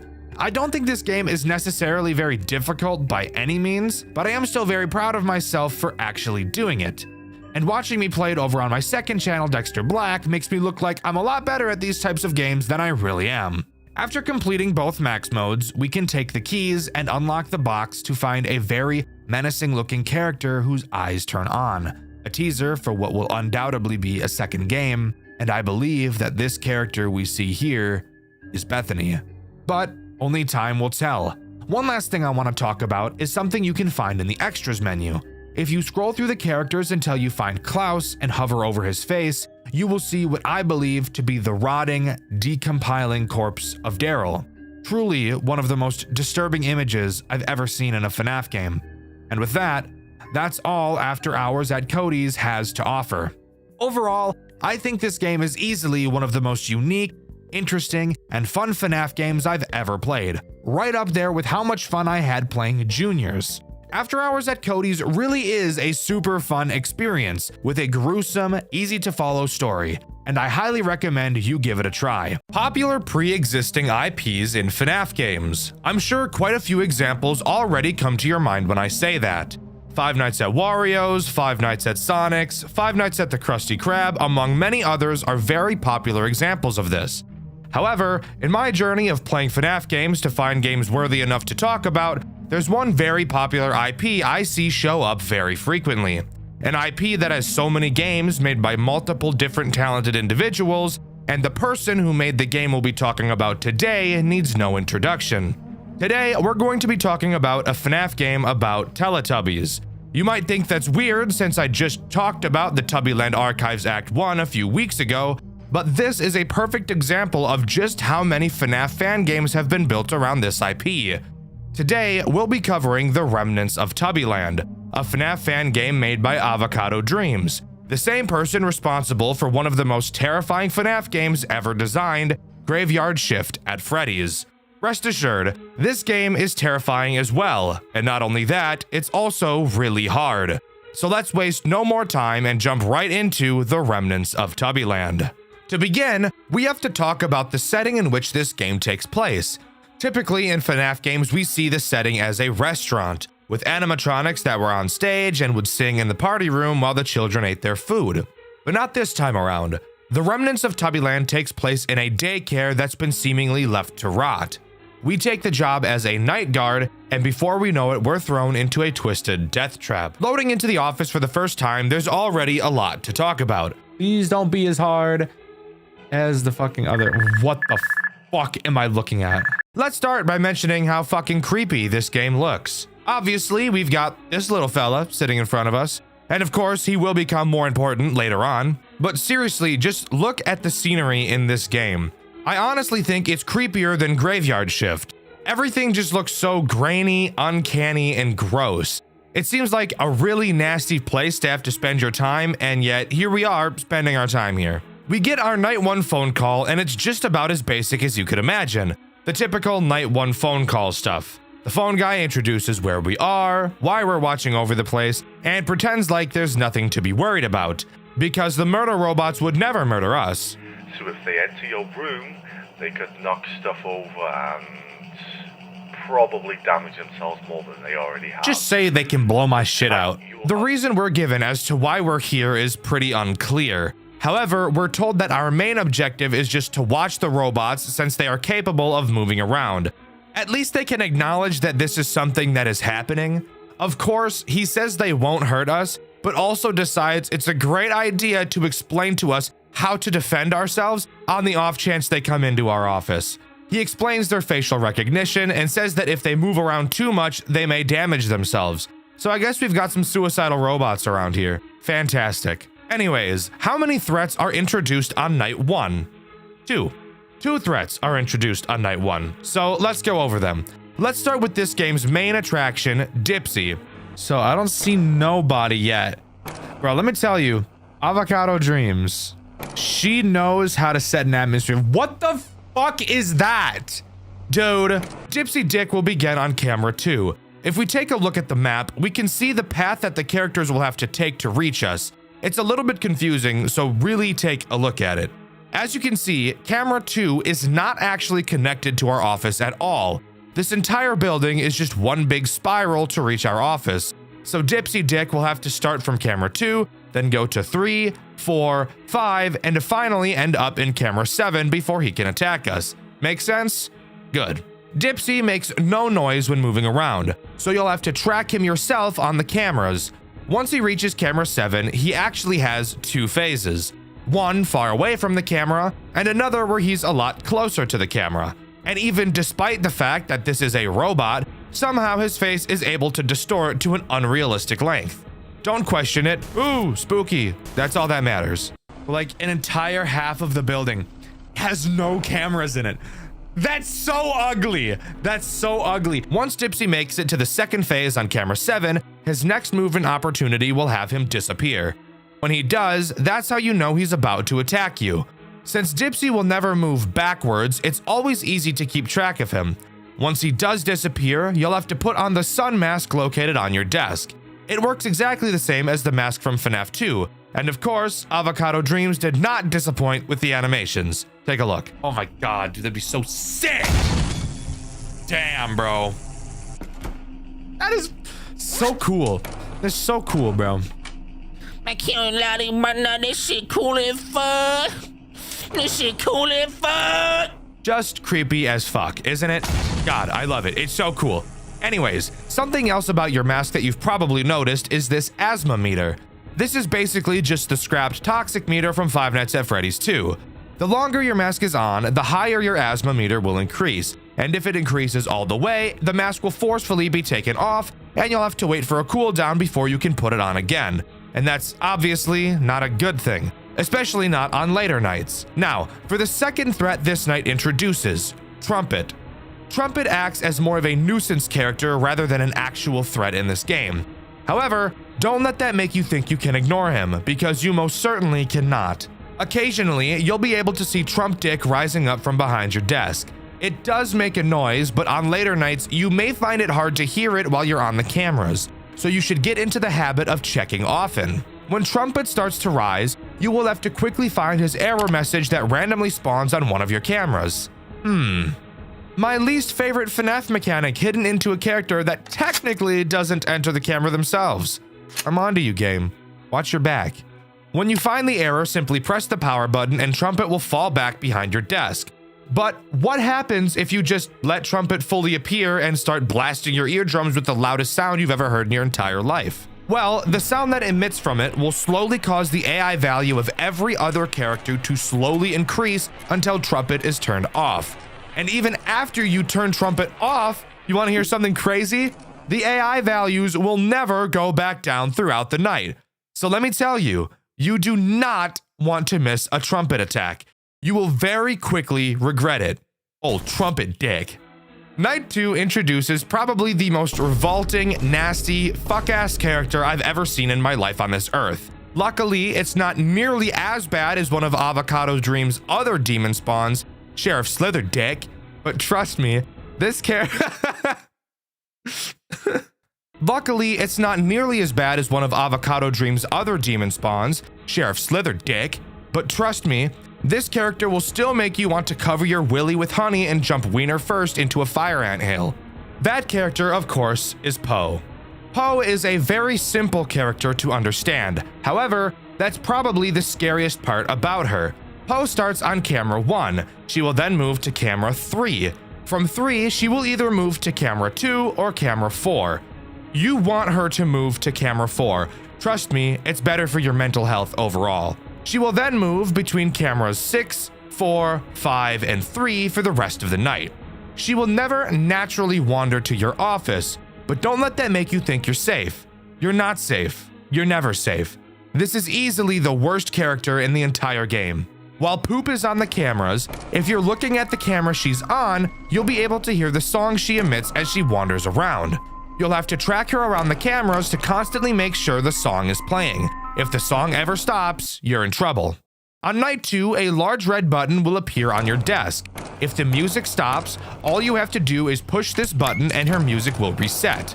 But you have to be really fast. If her music is off, that's when she'll make her way to your office. If you at any point see her in camera 7, you need to hit the button immediately. Faster than you've ever hit anything else before in your entire life. Faster than a 1950s husband hits his wife after coming home and not having a martini in his hand the moment he walks through the door. If you don't, obviously, if you don't, if you don't, obviously she's, damn it. If you don't, obviously she's gonna bounce into your office and start bouncing on it crazy style. Riding it like a bike with no seat type shit. Oh, but he's fast. It is me or did Poe get really fast? Oh shit. Oh my God, my ass just fell off. Fuck. And before you say anything, look at this ugly fuck. You don't want that. The problem that Poe brings into this game is obviously requiring your constant attention. And Dipsy has already been shown to require a lot of your attention as well.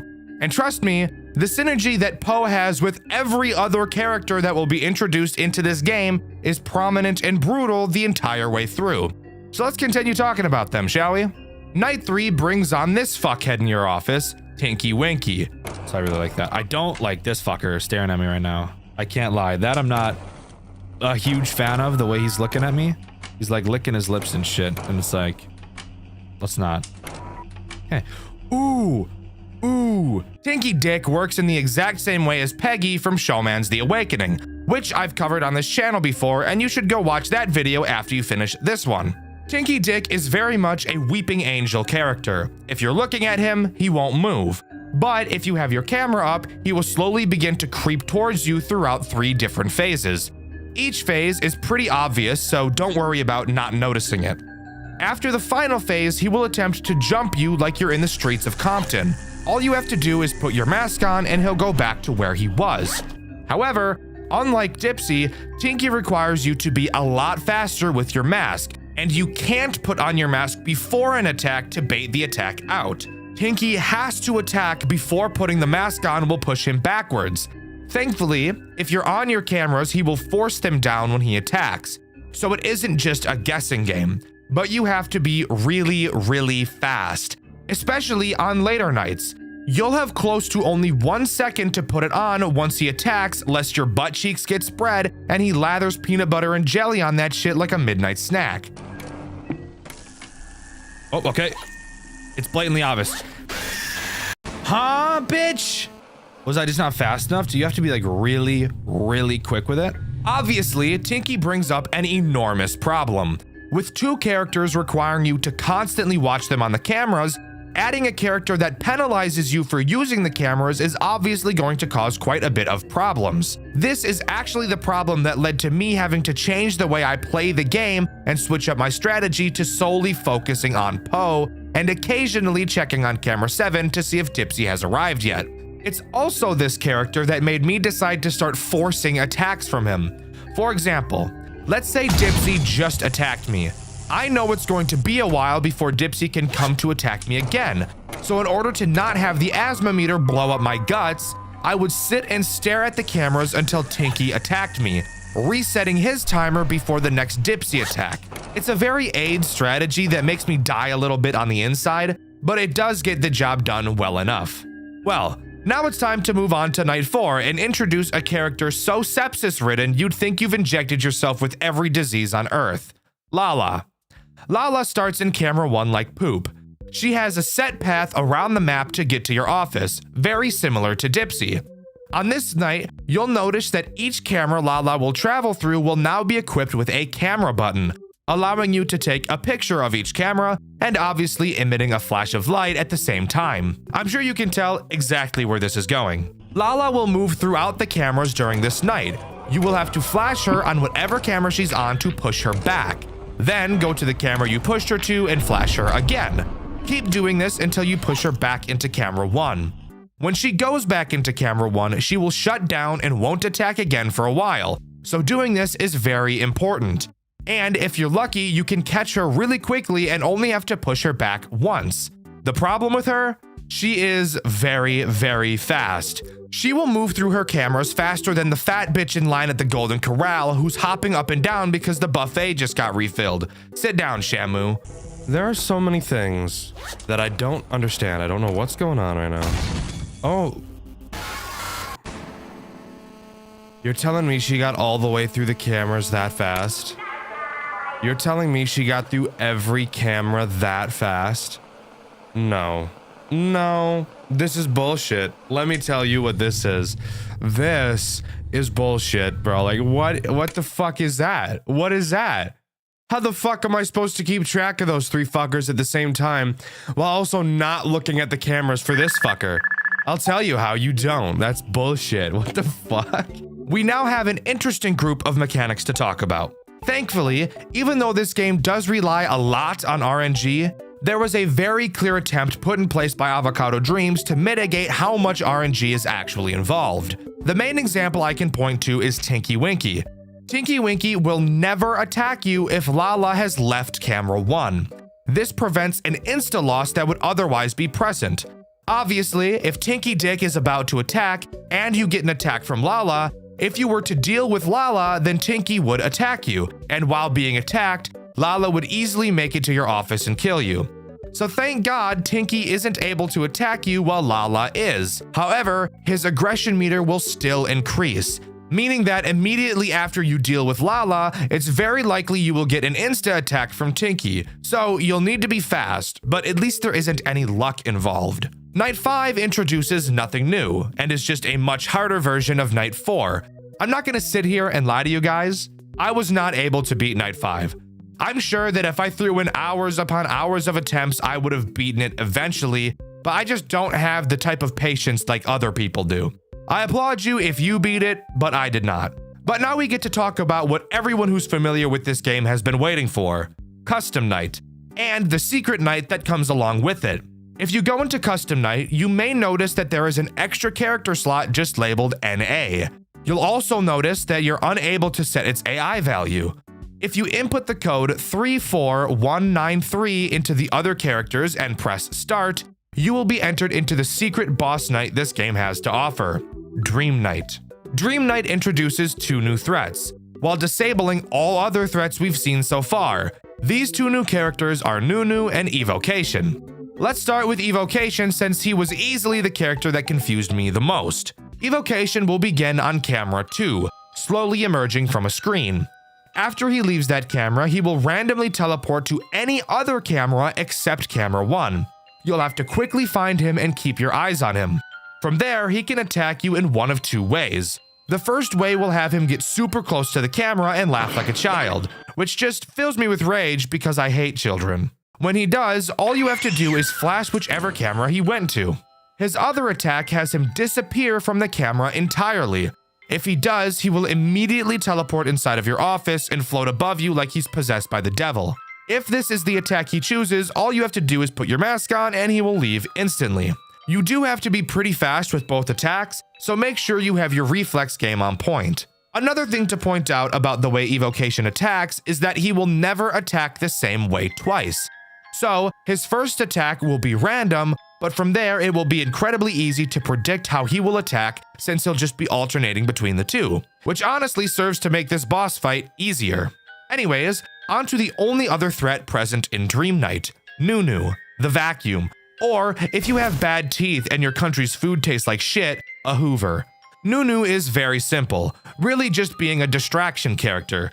He will randomly wander around cameras 4, 5, and 6. Occasionally, you may hear a loud metal bang. That means Nunu is just being a pesky little guy. Find which camera he's on, which should be pretty easy since his eyes will be flashing and he'll be emitting a nasty noise. Simply flash the camera he's on and bada bing bada boom, he's dealt with. Upon beating Dream Night, you will unlock that special character in the Custom Night screen. Spoiler alert, it's fucking Evocation. You might be wondering where Nunu is. Well, Nunu is actually a part of Evocation. So if you activate Evocation, Nunu will be activated alongside him as well, which I honestly think is really cool. As far as the story of this game goes, Avocado Dreams kept it pretty simple. After completing Night 5, we get this news article along with our paycheck. Infamous Tubbyland Daycare finally sees its end after a 15-year long battle to sell the property. Following a tragic accident back in 2000, the childcare facility promptly closed its doors and left the building dormant, alone, and forgotten. Years having flown by, locals urged city officials to accelerate the auction process due to rumors that have been circulating the desolate daycare. The property is planned to be utilized for a brand new facility using the same philosophies and presentation ideas, but aiming for a new and safer direction. So it's very clear that something terrible happened in 2000. So what could that possibly be referring to? According to the wiki, back in 2000, Nunu fucking exploded inside of the daycare, starting a massive fire. Our player, Parker Anderson, was in the building at the time with his son, Lucas. Lucas most likely being the identity of evocation, which would also make sense as to why Nunu is activated alongside of him and why a child will laugh when he gets close to the camera. When the fire erupted, Parker left the building and saved himself, leaving his son behind to be burned alive. Years later, as the building is going to be demolished after being sold, Parker takes up the night shift job. He's unable to move on. Filled with guilt, he's not capable of forgetting what he did. Of course, Lucas's soul lingers inside the daycare, still angry, unforgiving of what his father did to him. So in Dream Night, he lashes out to attack. There's honestly not a whole lot of info on this game's lore. That is quite literally all I was able to gather from it.